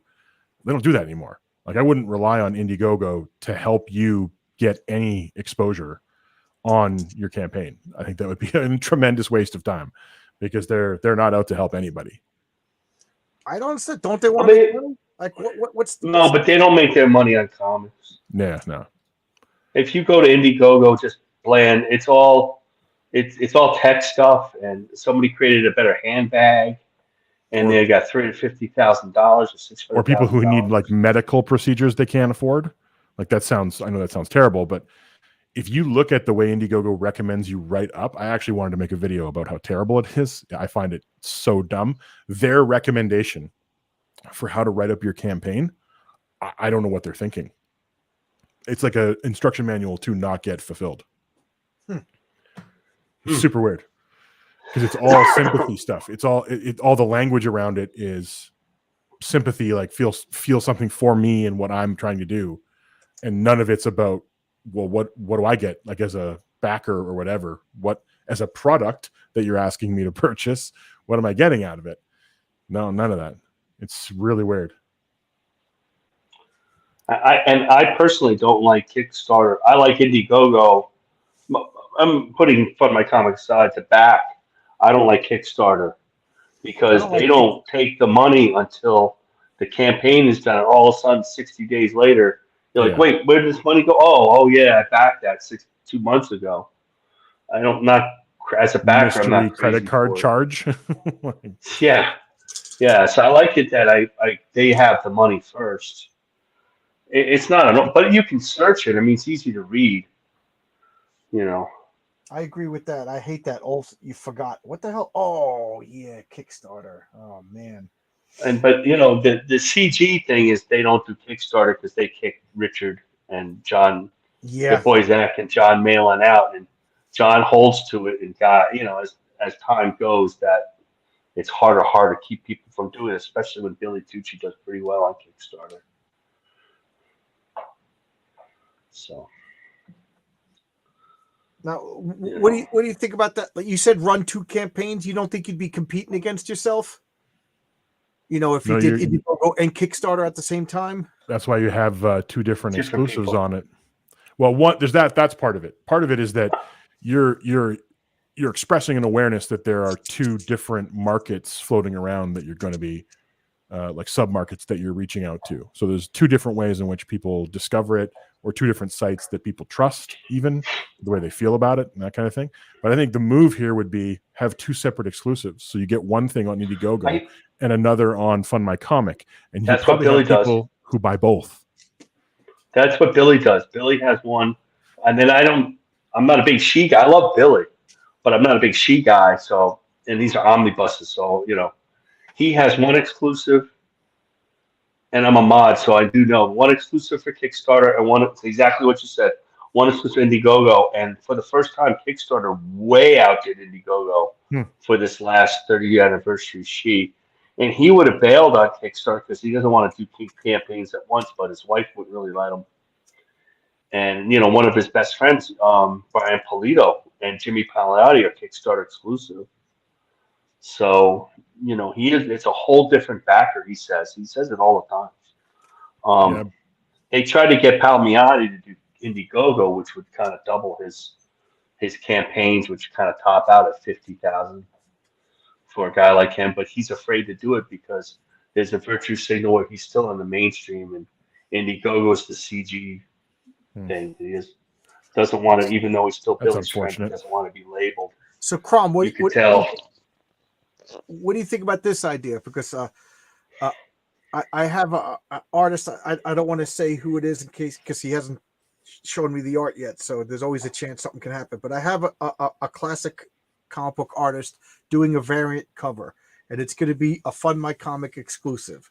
Mm-hmm. Now, then I was thinking of going to Indiegogo and getting another artist to do a variant cover, and then go to Kickstarter and do a third variant. So that altogether there'll be 4 covers, but each different what do you want to call it?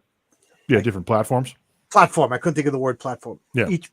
Each platform will have the Renzo cover, which I consider the A cover, and then one variant. I'm not a fan of variants, but I understand money and I understand, people like that stuff. Plus, again, I don't want to mention the guy's name and jinx it, but this is one of my favorite artists, so I'm as happy as a pig in shit, So I so to me, he's gonna send me the original art. I ain't selling that. I'm hanging that up. But, yeah, I mean, I think that could be successful. I the tricky part is, I think a lot of how those kinds of multi-platform campaigns are going to succeed is how much work you do up front, right? How much you do before you launch. And if you have a very clear, make the offering very clear. It's easy to confuse people with that. Well, because they'd, if somebody's like, I want all 4 of them, like, in a perfect world, here's what I would say would be the ultimate, the ultimate trifecta is if you had them on the different platforms and you had your own site for all of them, like on your own site, you could sell the end goal. That's the end goal, all as one package. The end then goal you'd be hitting all of it, right? Successful, and after all 3 platforms have finished, cycled, and I delivered to everybody. Oh, as I knock this over, Nick will build my own store site. John's Long Box, where you could get all my different covers and everything like that. And then I want to advertise like an Alterna, put a page, come to John, because it's worthless to advertise in a comic like that for a campaign because you never know when that's going to launch. You know what I mean? But I'll have a permanent store. That'll be cool. Mm-hmm. Rainey has a nice store. Yeah, Rainey's. There's another consideration. Well, also, go ahead. Oh, I'm sorry. All 3 of us talked at the same time. Yeah, that's all. I'll just say something quick. I'm smart enough to know that I'm stupid, so Nick is going to build my campaign for me. So I'm an electrician. If I'm going to build the shelves, let the carpenter do it. So the one thing I was going to say is that there are a bunch of changes coming out that are being pushed by Google and Yahoo and a few of the big platforms with regard to email communication this year. So there's going to be some changes to how email is secured so that people know it's an email is coming from you. So there's certain identity safeguards being put in place. And that's good. Part of it's good, but part of what it means is that if you obtained someone's email from Indiegogo, you could not email them anything that was not expressly about the campaign from Indiegogo. Oh, I gotcha. And what you want, the perfect world would be you've got your own website, you're gathering in those emails, and those emails are part of what you're using for your constant communication, both pre-campaign, during a campaign, and after, in order to have a very robust back and forth with your audience, right? If you're able to you want to have it on YouTube, great. If people get it from YouTube, that's awesome. Tons of people get their content still from email, like newsletters and what have you. So you want to have that tool, you want that club in your bag. And if they start doing things like changing the rules on Indiegogo or Kickstarter where you can't cross promote because you're not allowed to speak about anything except expressly whatever they've agreed to on that platform. Well, I'm glad I use Substack then. You're just getting cut off, right? It's a pain in the ass. So this all just goes back to like kind of getting like making hay while the sun shines, right? You want, if you're going to gather emails from people, you want to be able to hit them up with everything that you're talking about. not Right. just one part of it, and then asking them to join a different mailing list, which they won't do. People hate that shit. And so, yeah, it's just make your life easier, right? And use technology, leverage technology so that as a lone creator, you can do the same kind of shit that Amazon does as far as deals and communication and whatnot. You do it using the technology. So that's my babbling about that. That's fine. That's fine. Oh, I wanted to answer this question. Haldir, do you have any manga series in your collection? I started reading and collecting manga for American comics. Aside from CG books, my collection is mostly manga. What, Marcus? You're around the same age as me. Like, manga wasn't popular when I was in my heyday of collecting comics, right? You didn't get Akira. What Yeah. is the manga I wouldn't know best? So I mean, Because I that's watched the one we looked at when I was in college, Mm. but and I got a couple of those. But there's really you had to go to specific like Japanese stores to get it.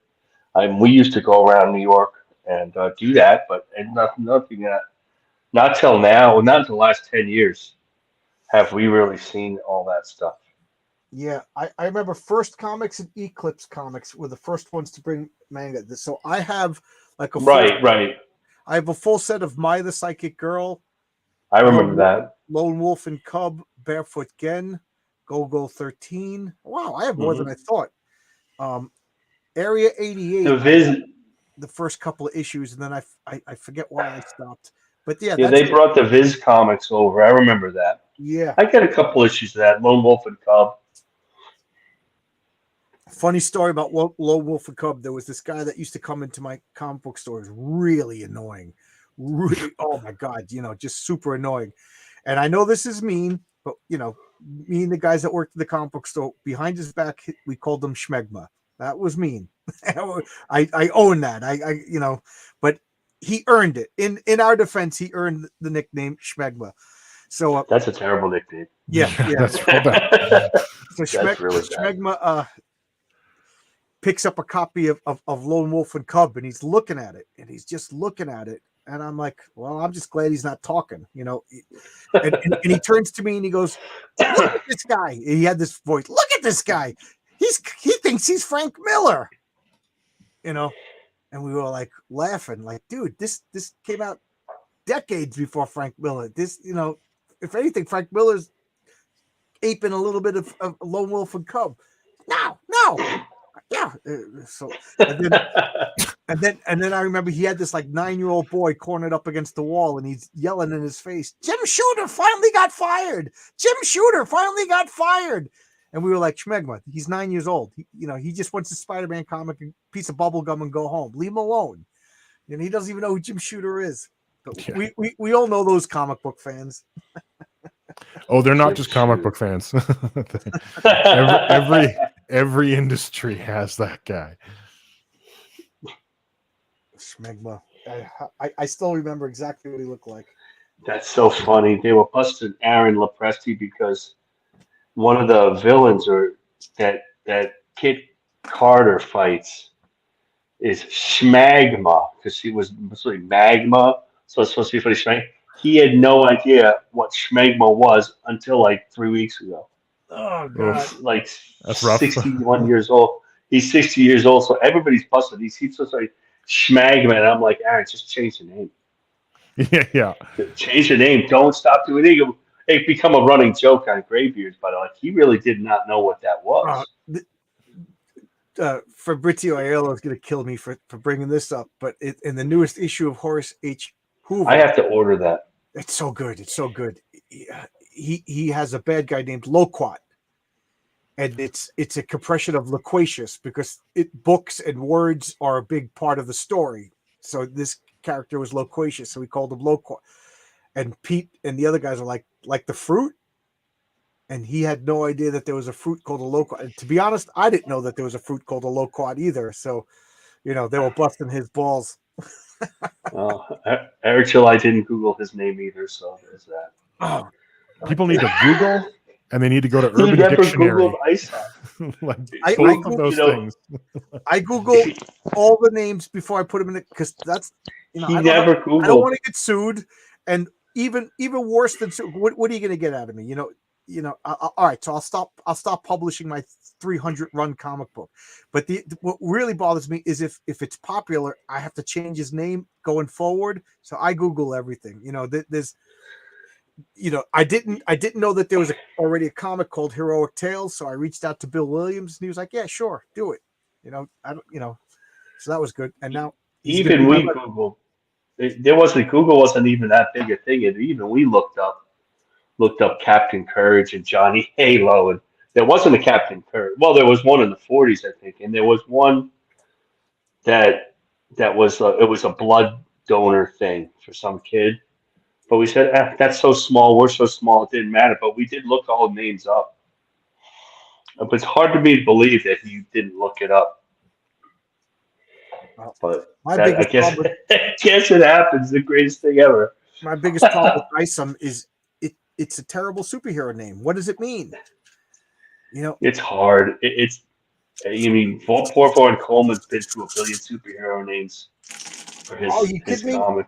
I got right over there. I got a notebook with. I'm not even exaggerating. I must have like 2,000 superhero names, and I'd say more than half. But Nobody's ever used.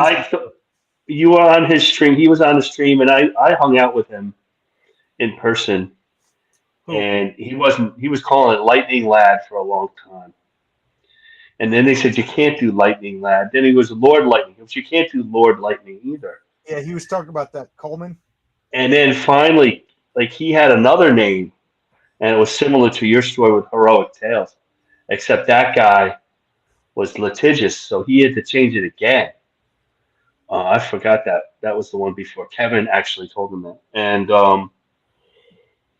so now it's Phenomenova. When I thought Phenomenova was the kid that he keeps showing on the cover, right?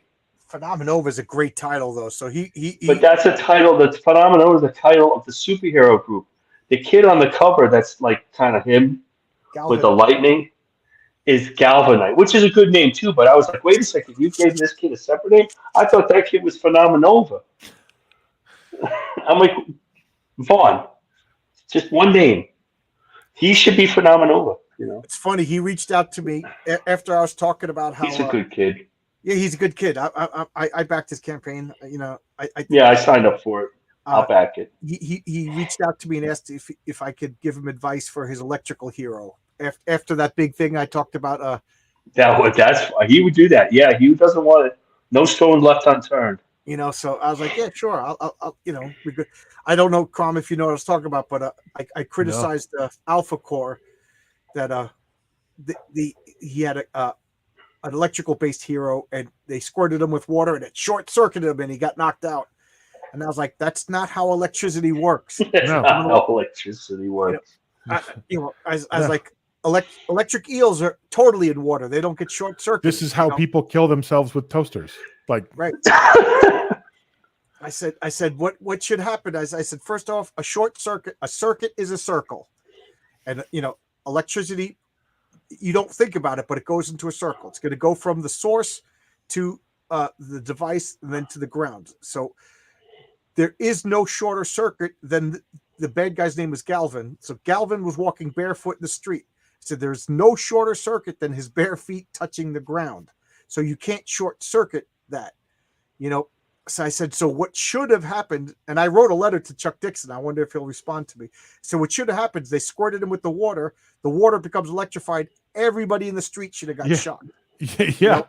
Or whoever was squirting him should have been immediately shocked because that was the connection. From the rubber fire hose, but okay, wow. His feet, So I said, and then other people tell me, yeah, well, Spider-Man beat Electro, and I'm like, yeah, well, Steve Ditko was an electrician. Stan Lee was an electrician. So I was like, so it was also 1963, right? Yeah. Yeah. So I started thinking about that. So because of Alpha Core, because of that, I have a story, if I make it to like issue 13 of Heroic Tales of how to properly beat an electrical based supervillain. And it's all inspired by my little Twitter exchange about, and it's funny because some guys got mad at me. And I'm like, I saw that on Twitter. People were mad. I like Chuck Dixon. I have no problems with the guy. This is all tongue in cheek, me being nitpicky. I know, this is just me being crazy, but I still liked Alpha Court. Like, I'm not joining the cult and I'm not detracting the cult. It was a fine comic. Well, you can't. Once you say something, it just Right. there's too many cult members. You're just looking at it much more objectively. Um, I'm surprised though that Chuck did that because it's something like he would have known. Yeah. So He's so sharp, right about those things. absolutely, yeah. I'm surprised. All I right. think the idea is that you could get shocked if you're in water, obviously. Oh, oh no, I need 2 texts. Okay. I'll put one Oh text. Lord, just realized What's the that? time. Yeah, I know it's late. Yeah, my Oh, earbuds are dying. I'm gonna have I to just let want you. to ask, I just want to ask you one more Yeah, question that was bugging me. What do you think of the variant covers for the crowdfunder? Like, a lot of people have a lot of variant covers, and they make it a key to their campaigns. yeah.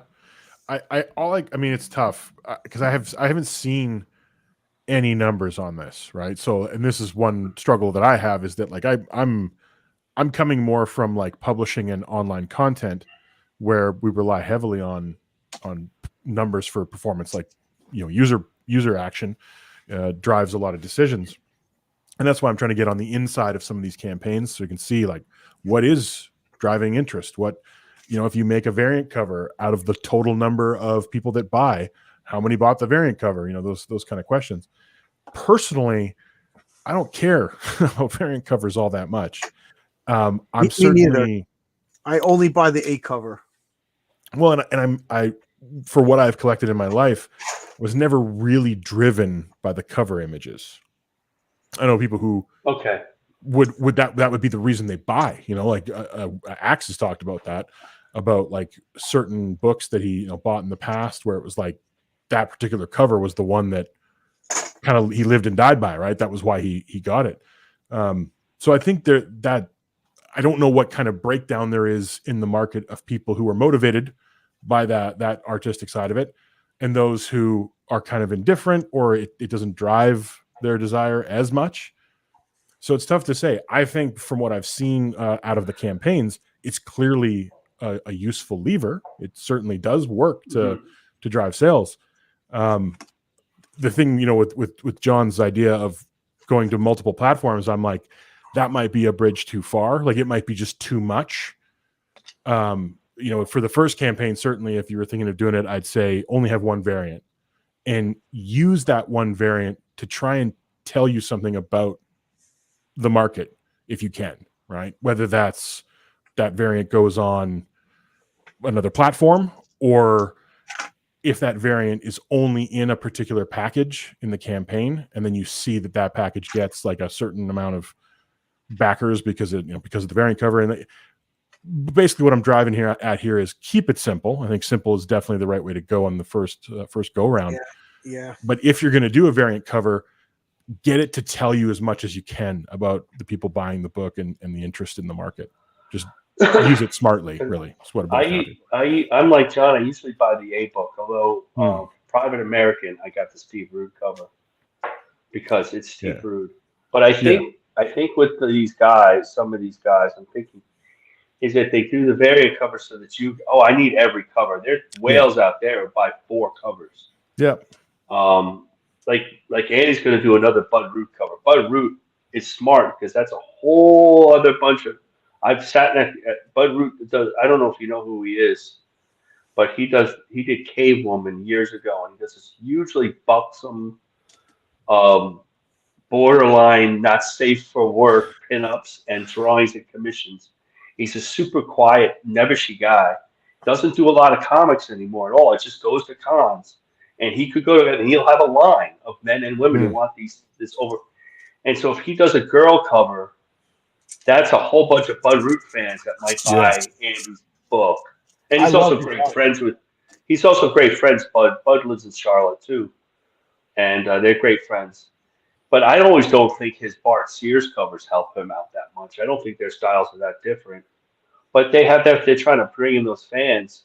Yeah. But you better make sure the guy does a really good cover. I think, rate to God, I think that all of Aaron's covers, the homage covers, do well. I think, but he went and got a Simon Bisley cover. It wasn't Simon's best work. I know he's super happy about it, and I know that I didn't think that this variant cover this time for Kit Carter was any good at all. You know, Yeah. it just drove me to the hardcover. I wasn't even going to buy the hardcover; it's expensive. But Well, it's so I interesting think you're going because to be careful with them. yeah, and it's interesting because what I'm hearing there is there is a danger of relying entirely on the art in that moment to drive the sale. Right. Right? It Well, that's almost true. sucks the air out of the rest of it, out of the story and what's going on because of it. So I think it's a bit of a gamble. I think the smart move would be to gamble like, Bud Root, if you got him, you'd be like, oh, okay, this is a well-known name. There's going to be people brought in from it, even if they don't necessarily buy. Maybe it's an influx of those eyeballs we need to convert up to that number we want. That's great. The one that I find odd is some of the CG stuff I've seen where they're sort of making covers for each other, and I don't have any good examples. I'm so bad at remembering the names too and keeping No, track I of know it. what you're talking about. That I find odd because it's like Even this is the without names, I've same. seen that. It's the same market of people. You're kind of trading $1 around. You know what I mean? Like that's a bad metaphor, but like it's sort of Yeah, like that, right? I think, I think the big star variant cover, like John, you talked to me about who's doing that cover without saying it. Oh, I It's a told you. big deal for some. What? I told you. I told you He who's told doing it. me. I know it is. There are no Unless you changed secrets. it. No. But the point is that guy that he's getting is going to, like, more people will look at John. I think the smaller campaigns, if they can afford to get somebody like asking Ethan Van Sciver to do a cover, and way too expensive. But if you could get somebody like that to do one, I think it helps. You might want to ask if that helped Justin Sweet on Chrome Dog. That he had an Aaron Lepresti cover, and he sold out of it. I would never say I would. That would be my main. That would be it. Aaron Mm-hmm. Lepresti did my cover. A lot of CG is driven by the covers, and the insides Yeah. aren't as good. Yeah. John's not going to have that problem, but but you want to sell it. The cover's the first thing. I would never not sell that. I'd be selling that cover forever. Because that's who it is. That's the bigger name. I think the smaller It's a bit of your campaigns, moonshot. the Too, bigger right? campaigns might not matter as much. Sometimes it's just because it's cool. They want the guy to do it, but Yeah. or a homage cover. Homage Conan or something. That's pretty popular. It's funny. I don't Not really my get. thinking. I'm only getting one book, if that. I don't buy. Can't afford to back all these comics. I wish it was about $10 cheaper, to be honest with you. Even if there are 65 pages. We were talking about like the cover to Heroic Tales. Like, do you want the patriarch smashing a car? I was like, no homage covers. I don't know. I just don't like that. I want it to be my thing. This is going to be my first comic book ever made, and I want it to be, my thing. Well, the It's the homage danger covers of are any reference. after. Yeah, the homage covers are after the creator did his own cover. I mean, and then he feels like doing one. That's usually how that goes. It gets some grand idea, and if it proves popular, they'll do another one. If it doesn't prove popular, they won't. I got one more villain to defeat, but let's see. 1, 2, 3, 4, 5, 6, 7, 8. All right. One more villain to defeat, but if he defeats 2 more heroes. If I was going to do a homage cover for the Patriarch, John, I don't think I would use that same Superman one anyway. That's such a big trope at this point. Yeah. There must be a different one. Plus, at this point, you could do maybe the one where I just drew Superman in the 40 style, where he has the eagle, and I did that a few years ago, but I just posted it because I don't know, somebody asked for it years ago. I would find some other iconic Superman or Thor thing to do. I wouldn't do that one throwing a car. Everybody does that one. That one and the one they even did it in Alpha Core on that page where he's kind of pointing down, like with the villain shooting at him. Brian Solari. That was the same. That was a homage of Superman 1. yeah, that was Superman 1. Yeah. This Superman 1 is Action Comics 1. I'd stay away from those anyway.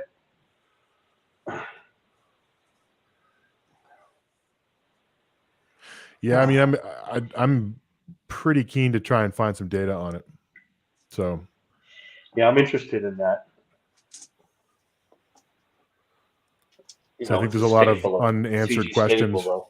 So Well, yeah, I think Dale Keown sold a lot of covers for Wraith of God 1, and I think he was a driving. He still didn't do enough work that when they do a cover, for Mandy's campaign, works for the Gem Shot, then you're like, people are gonna. I think that drives her sales. Dale Keown drives a lot of her sales. Um, but he's a real legend. And it's like, oh, let's get John Byrne. If John Byrne called John's Lawn Box tomorrow and said, listen, Oh my God. I saw your Patriarch thing, and I want to draw him like Action Comics #1, and I'm gonna, and it's within a reasonable price, John, you would say yes. So Even if it's it's all relative. unreasonable price, I would just be like, guys. His price would be more than Ethan's, I think. Oh yeah, yeah, without a doubt. I knew a guy who actually commissioned John Byrne for a miniseries. I have that comic. It came out from IDW. What was the name of that comic? I forgot. It was the last comic that John Byrne did, Babe? and they got no fight because John Byrne's grumpy. Was it Babe? It was that kid with he was like a blonde kid, looked like Vaughn Coleman, and it was kind of like a Green Lantern idea. Oh, I don't know. FX. It was called FX. Oh, FX. Get it? 6, 7, 9. And the guy had so much money. He was a coal miner. He owned a coal mining company that he commissioned Byrne to do a 6-issue miniseries. and it And didn't then they go got in a well. fight.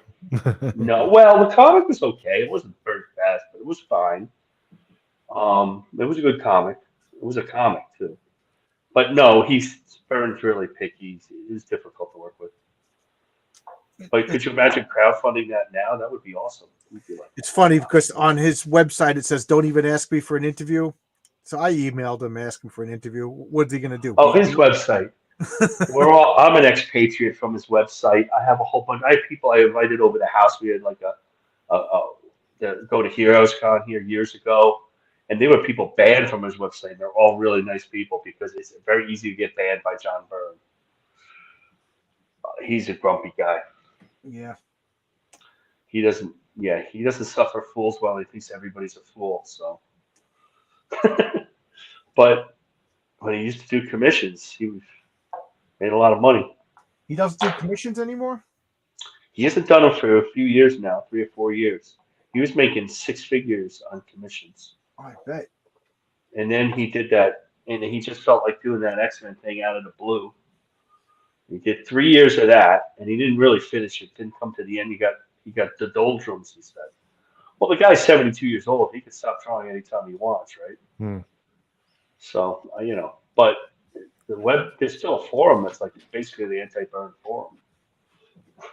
It's not all that forum is about, but that's how it started. All right, gents, I'm going to run. Okay. Lovely to see you. Good chat. Thanks for stopping by. Thanks. Nice Good talking luck to you. in defeating Thanos. Yeah. I got one more villain, one more sneaky villain to beat up. So now I'm just recruiting heroes just to make spaces for other cards. So that's 3. That's that. All right, I'll catch you guys later. That's it. Mike, Thanks. take it easy. Yeah. Thank you. Say hello to Nick. It is fascinating to watch you play this game, by the way. Oh, really? I was wondering if. I mean, no, I've been watching it. I know that we talk about other things, but it is interesting. And you can see just enough of it. So she takes a damage, and I'm going to remove that. You have a lot of patience to do it by yourself. And I'll do this. DC Miller wants you to stay up all night. I'm sorry? DC Miller wants you to stay up all hey, night. how you doing? Thanks. If you up in DC Miller, and thanks for showing up. I got to get up at 9 to do. I'm doing this tomorrow for Sunday Comics. I saw that you found a copy to go through. Yeah, this is from I forget what newspaper, but these I thought it was the Post. I think. I think it was the Post, Yeah, I think so. Maybe it was the Daily News. I forgot which paper and put out comics. I didn't buy these. I cannot remember for the life of me where they got from. I've read that in Son of Origins of Marvel Comics like 1.5 billion times. You're on the West Coast, so I recruited Mobaktu. Yeah, I'm gonna have to go too. I'm falling asleep. Yeah. So tomorrow I want to do two. I want to do my Sunday comics. Then I'm do some stuff with my wife, and Your then Sunday comics are popular. Stifling oh, Vaughn's favorite is your Sunday I comics. I don't mean to be disrespectful to anybody who was a guest on my show, but Sunday comics is my favorite because it's pure comics. Yeah, he likes it too. Yeah, that's a lot of fun. It's just pure comics. For DC Miller, at 10 a.m. Eastern Standard Time, it's just me, and I talk about a comic. And what I really like about it is my friend Pete. He's been on the channel a few times. His wife Allison, me and her have been friends since third grade.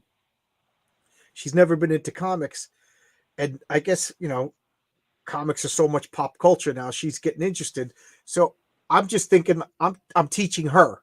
You know what I mean? I know she knows next to nothing, so I'm talking Hmm. about like the panel composition, what gutters are, you know, things like that, and I'm just really enjoying it. It's a lot of fun. Oh, you watched a few. Thank you, thank you.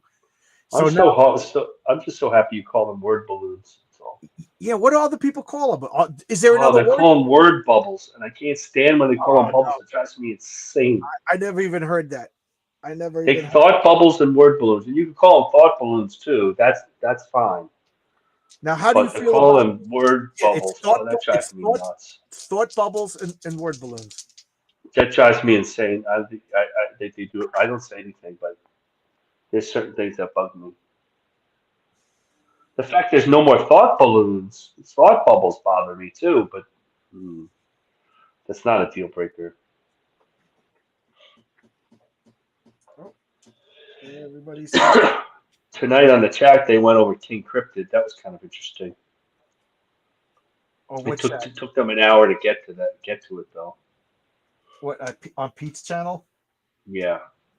Yeah, King. No, no. On the chat, Danger Vanessa's channel, there's a bunch of us that basically get together. Sibling Vaughn, Statistical Zero, Amanda B, that you see, and they chat about stuff. Sometimes it's about the things that go on in CG, what campaigns are opening, what campaigns are Oh, closing. this is a Yeah. private chat group.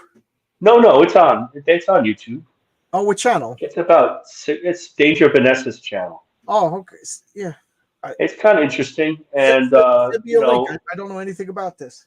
Grokin goes in. Let me see. Grokin gets on there. Let me see if I can get the link. But the first thing was no, I wouldn't even listen to the first part of it because it's all. There we go. Maybe I could do. It was all. Unfortunately, it was all. It was all talking about the drama because they do bring them out. There's guys in there, Snuggy Jr., who are really like anti Ethan, and Eric the Guapo are really angry at it. Just some of the people are not, and there's like Statistical Zero tries really hard to stay out of it. It's good to get different attitudes about that stuff. But they want to go. They went through. They did a look at King Cryptid, and it was interesting who liked what issue. Everybody likes King Cryptid on that Yeah, chat, it's a so good comic. it's a very popular comic. It's a But good. like Stifling didn't like issue 3 Which very one much. was But that? I don't. I read them all in one time. That's the one with the issue 3 is the one with the kids, the cartoony one. Oh yeah, that was my least favorite. But he doesn't like Darwin Cook. I think Darwin Cook is awful, and I'm like Darwin Cook's a genius. Darwin Cook. I like Darwin Cook. He hated that. But I think he doesn't like cartoony artwork. He's a big George Perez fan, and you start to learn like what people like. You think everybody likes what you like. It's kind of interesting. They're nice people.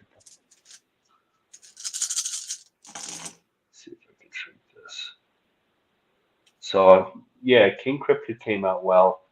The people wish they could have the same artist on all the issues, but that's impossible. He would never be able to get it out Yeah, the way he gets it out. you know, I So already. that's not even a worry. DC Miller agrees. 3 is the weakest. Yeah, I really like the Behemoth.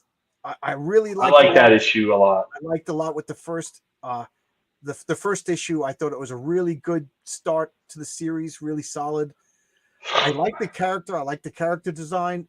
Like you said, I wish the art, but you know what?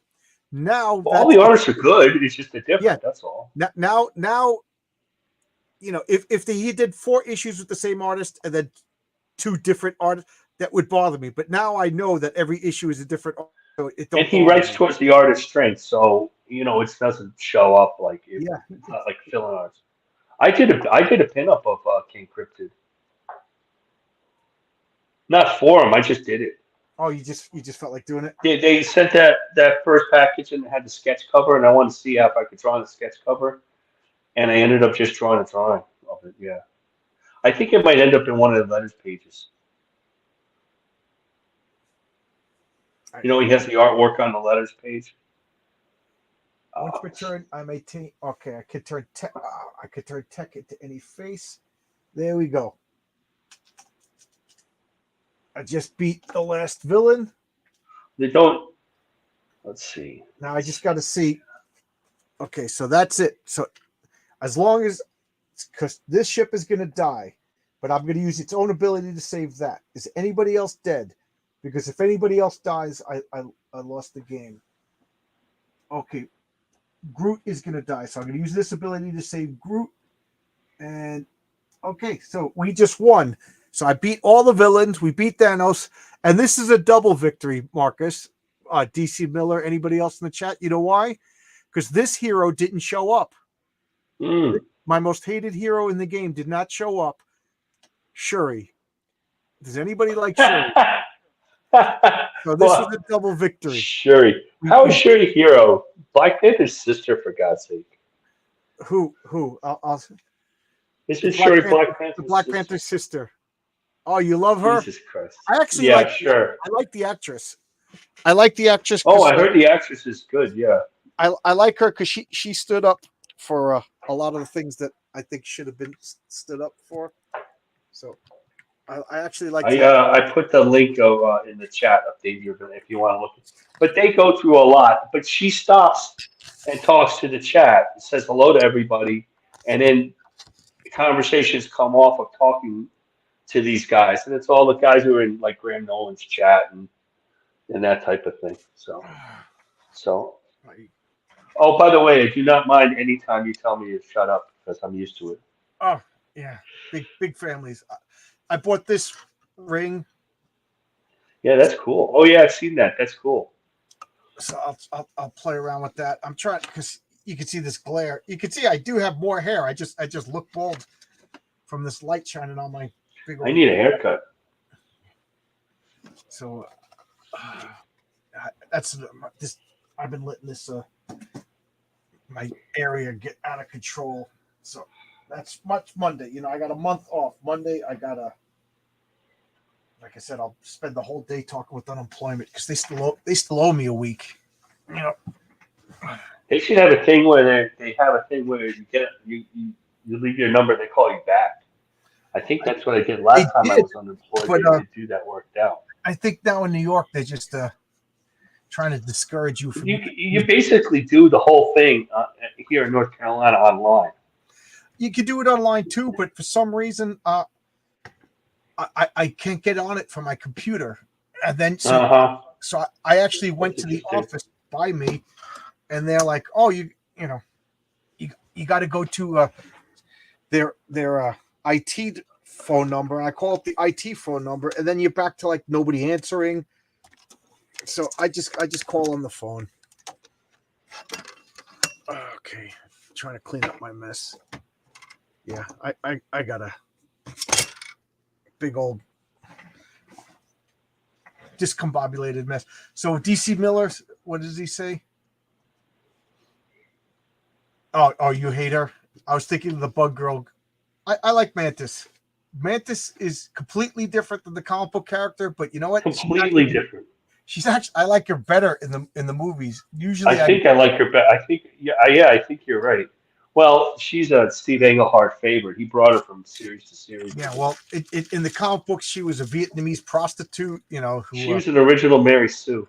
yeah, Kate, she martial artist with space Did you alien. remember when she beat up Thor and Iron Man that time? I'm just gonna grab a soda up right over here. I can hear you if you keep talking. Yeah, Yeah, do you remember that time? she was the She, celestial Madonna. oh my God, those are great Avengers issues, by the way. So not complain about them at all.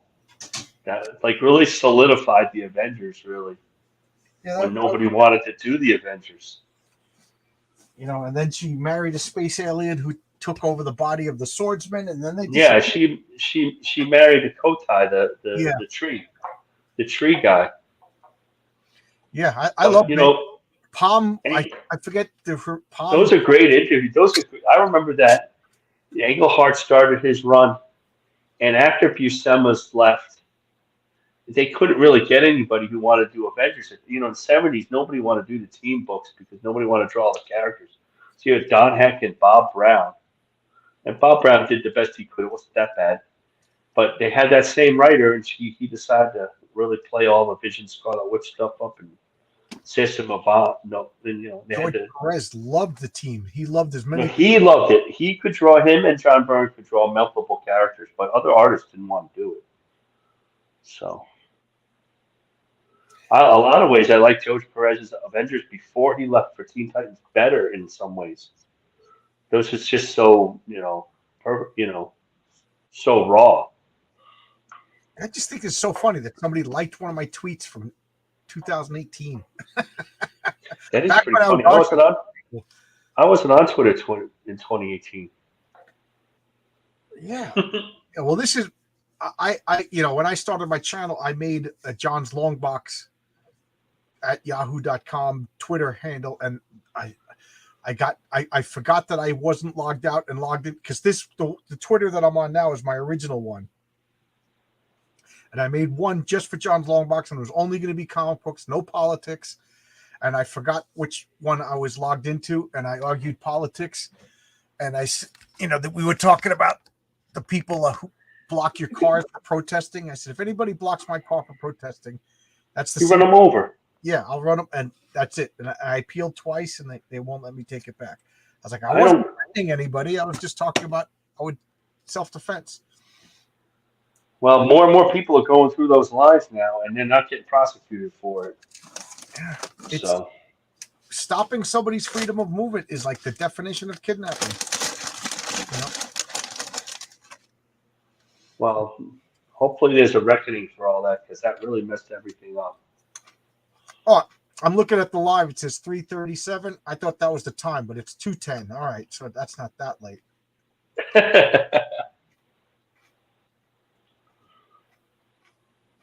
Yeah, the Celestial Madonna.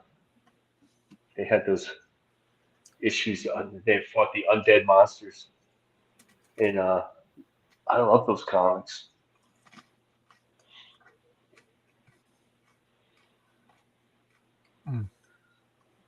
I'm just checking all my Twitter stuff that haven't looked at in a couple of hours now.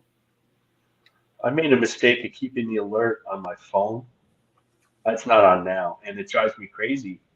But then I forget that I'm actually on Twitter when I don't have it buzzing me all the time. Not that anything I do is that important.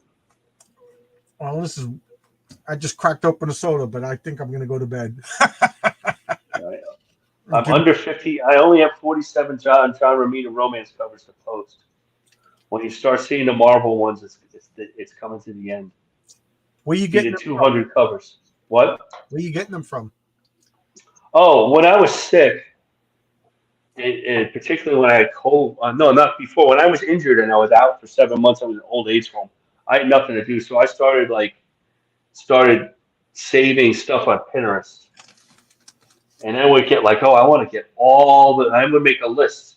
I would go through, there's this many John Romita covers. Then I'd go around the internet and see ones that I could save to Pinterest if they're not fuzzy quality, Some of it's from pirate sites, some of it's from, and I have this whole list of stuff.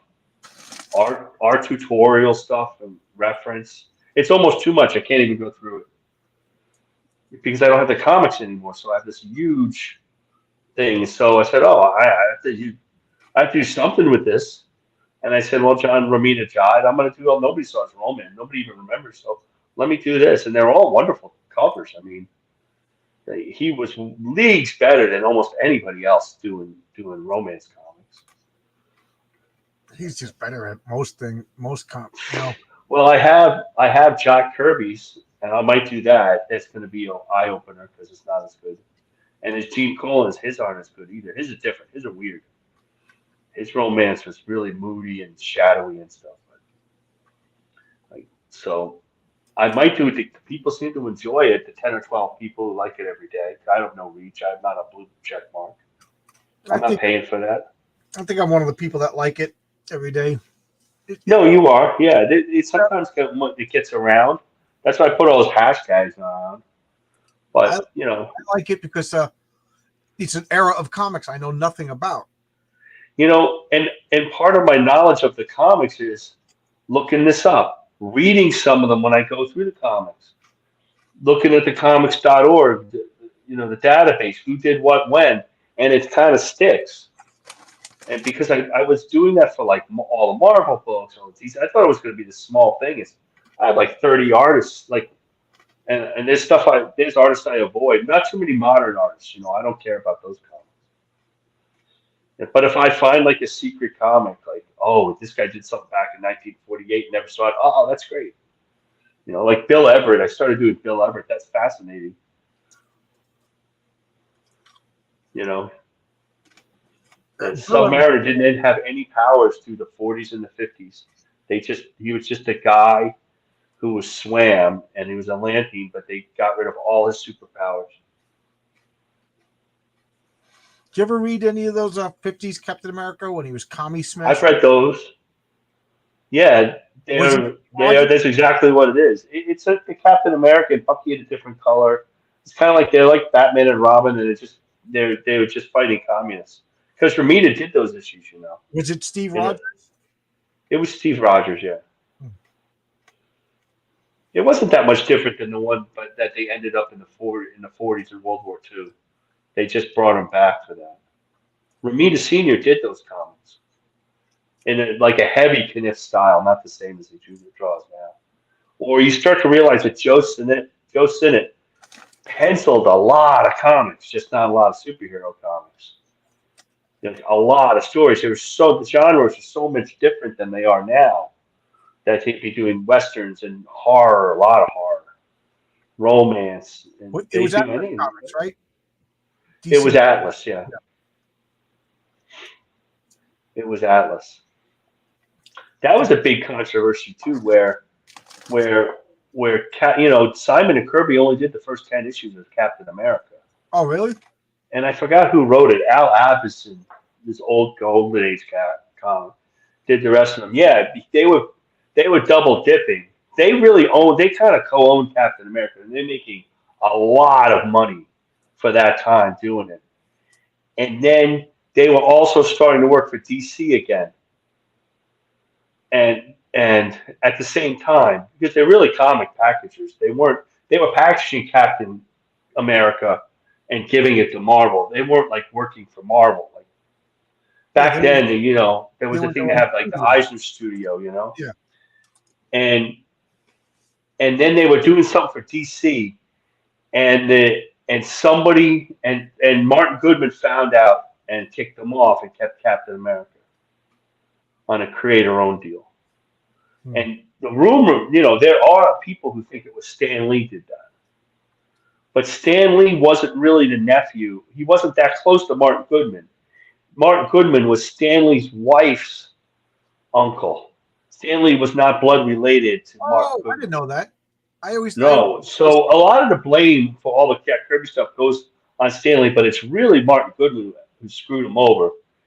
And then they made millions of dollars on romance because Simon and Kirby created the romance comic. And I have 91 Kirby covers. There's not more because they used photo covers for a lot of them in the 50s.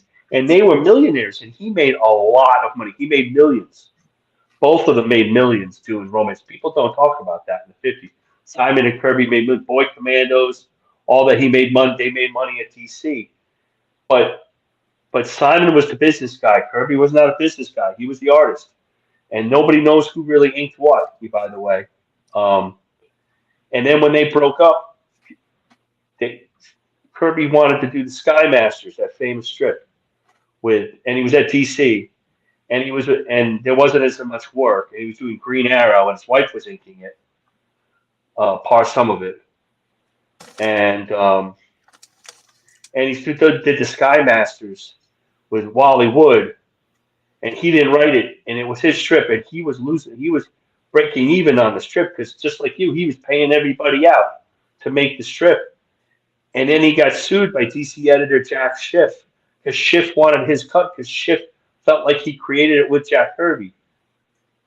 Schiff was the Batman editor at the time, through the 50s to the 60s, and he blackballed Kirby. This is about, he was doing Challenge of the Unknown, Green Arrow, backup stories. They didn't like it. Kirby did a lot of work for DC, but he didn't fit into that Dan Barry, Cy Barry style, that button-down comic style. And he got blackballed. And then he has no money. He's got all these mouths to feed. And so he goes back to Stan Lee. Now, he has the story that Stan Lee was crying and he came in to save it. But Kirby needed Lee as much as Lee needed Kirby. So I think some of the Kirby stuff I'm kind of on the side, but it's a little overblown. He made enough money to build a house in California, own a horse, and have a pool. Wasn't that? Did he make millions like the Image guys? No. But that's not how it was. When he hired artists, Byrne said this, and he took a lot of crap for it. When he hired artists, he gave them the same deal that he got. When it was Simon and Kirby. The relationship of Lee and Kirby did not go bad. They didn't fight the whole time. And Kirby never demanded writing. When it changed from Stan Lee writer, Jack Kirby artist, to produced by Lee and Kirby, when that happened in Fantastic Four and Thor, that was Jack Kirby asking for more credit. And he did write the comic. He did write the word balloons on the side or in there. And Stan would either use them or ignore them. But Jack never read the comics after they left. He never picked up. He didn't. Once you penciled it, the story was done. It was out. Probably had no so time. He never realized. He thought he wrote them because he never read He never read the comics.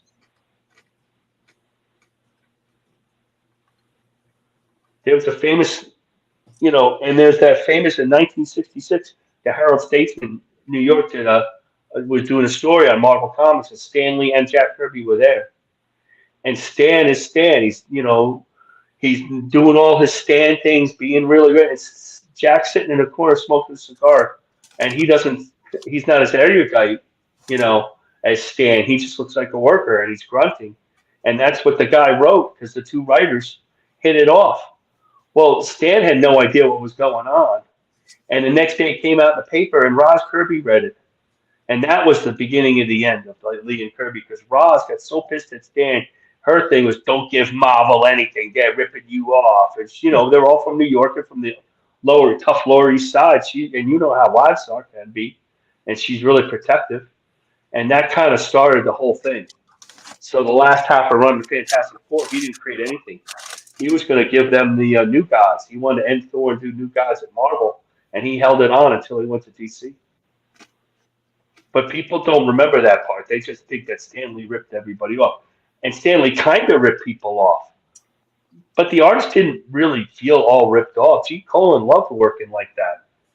He loved the plot. I had him in school. He loved doing it that way. Stan got on the phone. He makes some notes. He does all the, felt like he was the director of the movie. Well, I'm going to go to bed now. I got to get up. All right. Sorry to go on about that. No. This is interesting. This stuff I don't know. But this is the stuff I'm reading while I'm sitting in the hospital, Where are you reading this? It was on the websites, and there's some books. Some of the books, there was that book by I have to get that there's one book that's pretty good about that. Some of them are biased. It's hard not to get one. You can get one. It's hard to get one not biased against Stanley. He's the pariah. There's not too many people who care for him. It's easy to hate Stan Lee, but I don't. No. And like Kirby probably created more than Stanley. Kirby probably created more than Stanley. I'm sure there were times Stan Lee was screaming and yelling at somebody. You know what I mean? But they kept it private. They didn't have the drama in public, and the work was great. Well, Stan used to change the covers all the time. He had a definite way of wanting his covers. It's like being mad at Jim Shooter, Yep. That's another thing. Jim Shooter, the comics were the best. I met him. He's really nice. I talked to him for like a half hour. He's like, he'll tell you, he'll talk to any story, and people act like. I'm trying to get him on my channel. That would be awesome. You could. He might do it. He was really. I went up to him at Heroes Con last year. I go, holy! I didn't go during the show. He's the big guy, still a big guy, and walks with a cane. Yeah. And I said, Mr. Shooter, and I'm 58 years old, so I said, Mr. Shooter, I just want to thank you for all the great comics you made. He liked that, and then we started talking. I mean, how else are you gonna, Did you see Jim Shooter? You were there for Michael T. Gilbert, huh? Oh, huh? Yeah. I didn't know he was from Long Island. Yeah, neither did I. The guy grew up. I wanted to know if he get him on again. I'd like to know the nuts and the bolts, how he started drawing and everything. Yeah. Because it all starts with the underground, I think. Like, really. Sometimes I should take notes, but I just let the conversation flow, Well, there's not that much on him. I looked it up while we were at the show, and there was not that much on him. Like, I do a little bit of research before everybody comes on. I don't want to look like a total dumbass, But he did some real underground. He didn't go to the school of visual arts, or a lot of those guys went to these schools, and he didn't do any of that. I wondered how he got, like, what was his first comic and stuff. But he was really interested in what you were saying. Yeah, we talked. You should call Nick Axe and get him to crowdfund that thing, and he can make a couple $100. He'll make a lot of money, and get him on a couple of shows. He doesn't need a whole show. And then he could sell it to. He could do what Billy does, and then bring it. Apologizing for talking so much about work. He goes, "No, I loved it. It was so good." No, he really enjoyed that. He liked it. You could tell. I would like to see him crowdfund that. He doesn't have to be CG, but just crowdfund, like whatever, Zoop or our Kickstarter. Make some money, and then give the different version to the not the version that he crowdfunded, like the lower version, to the publishers, and then double dip, like Sean Gordon Murphy's doing that. But they're in the comic stores before the backers get it. But that's a whole other. That's not a good idea. But I think he's going to get away with it. I'm going to go. All right. Good night. Yeah. Thanks. I'll see you. All right. Hey, I'll listen to you. I'll watch for that tomorrow. I want to do Sunday comics, and then later I'll do Final Girl.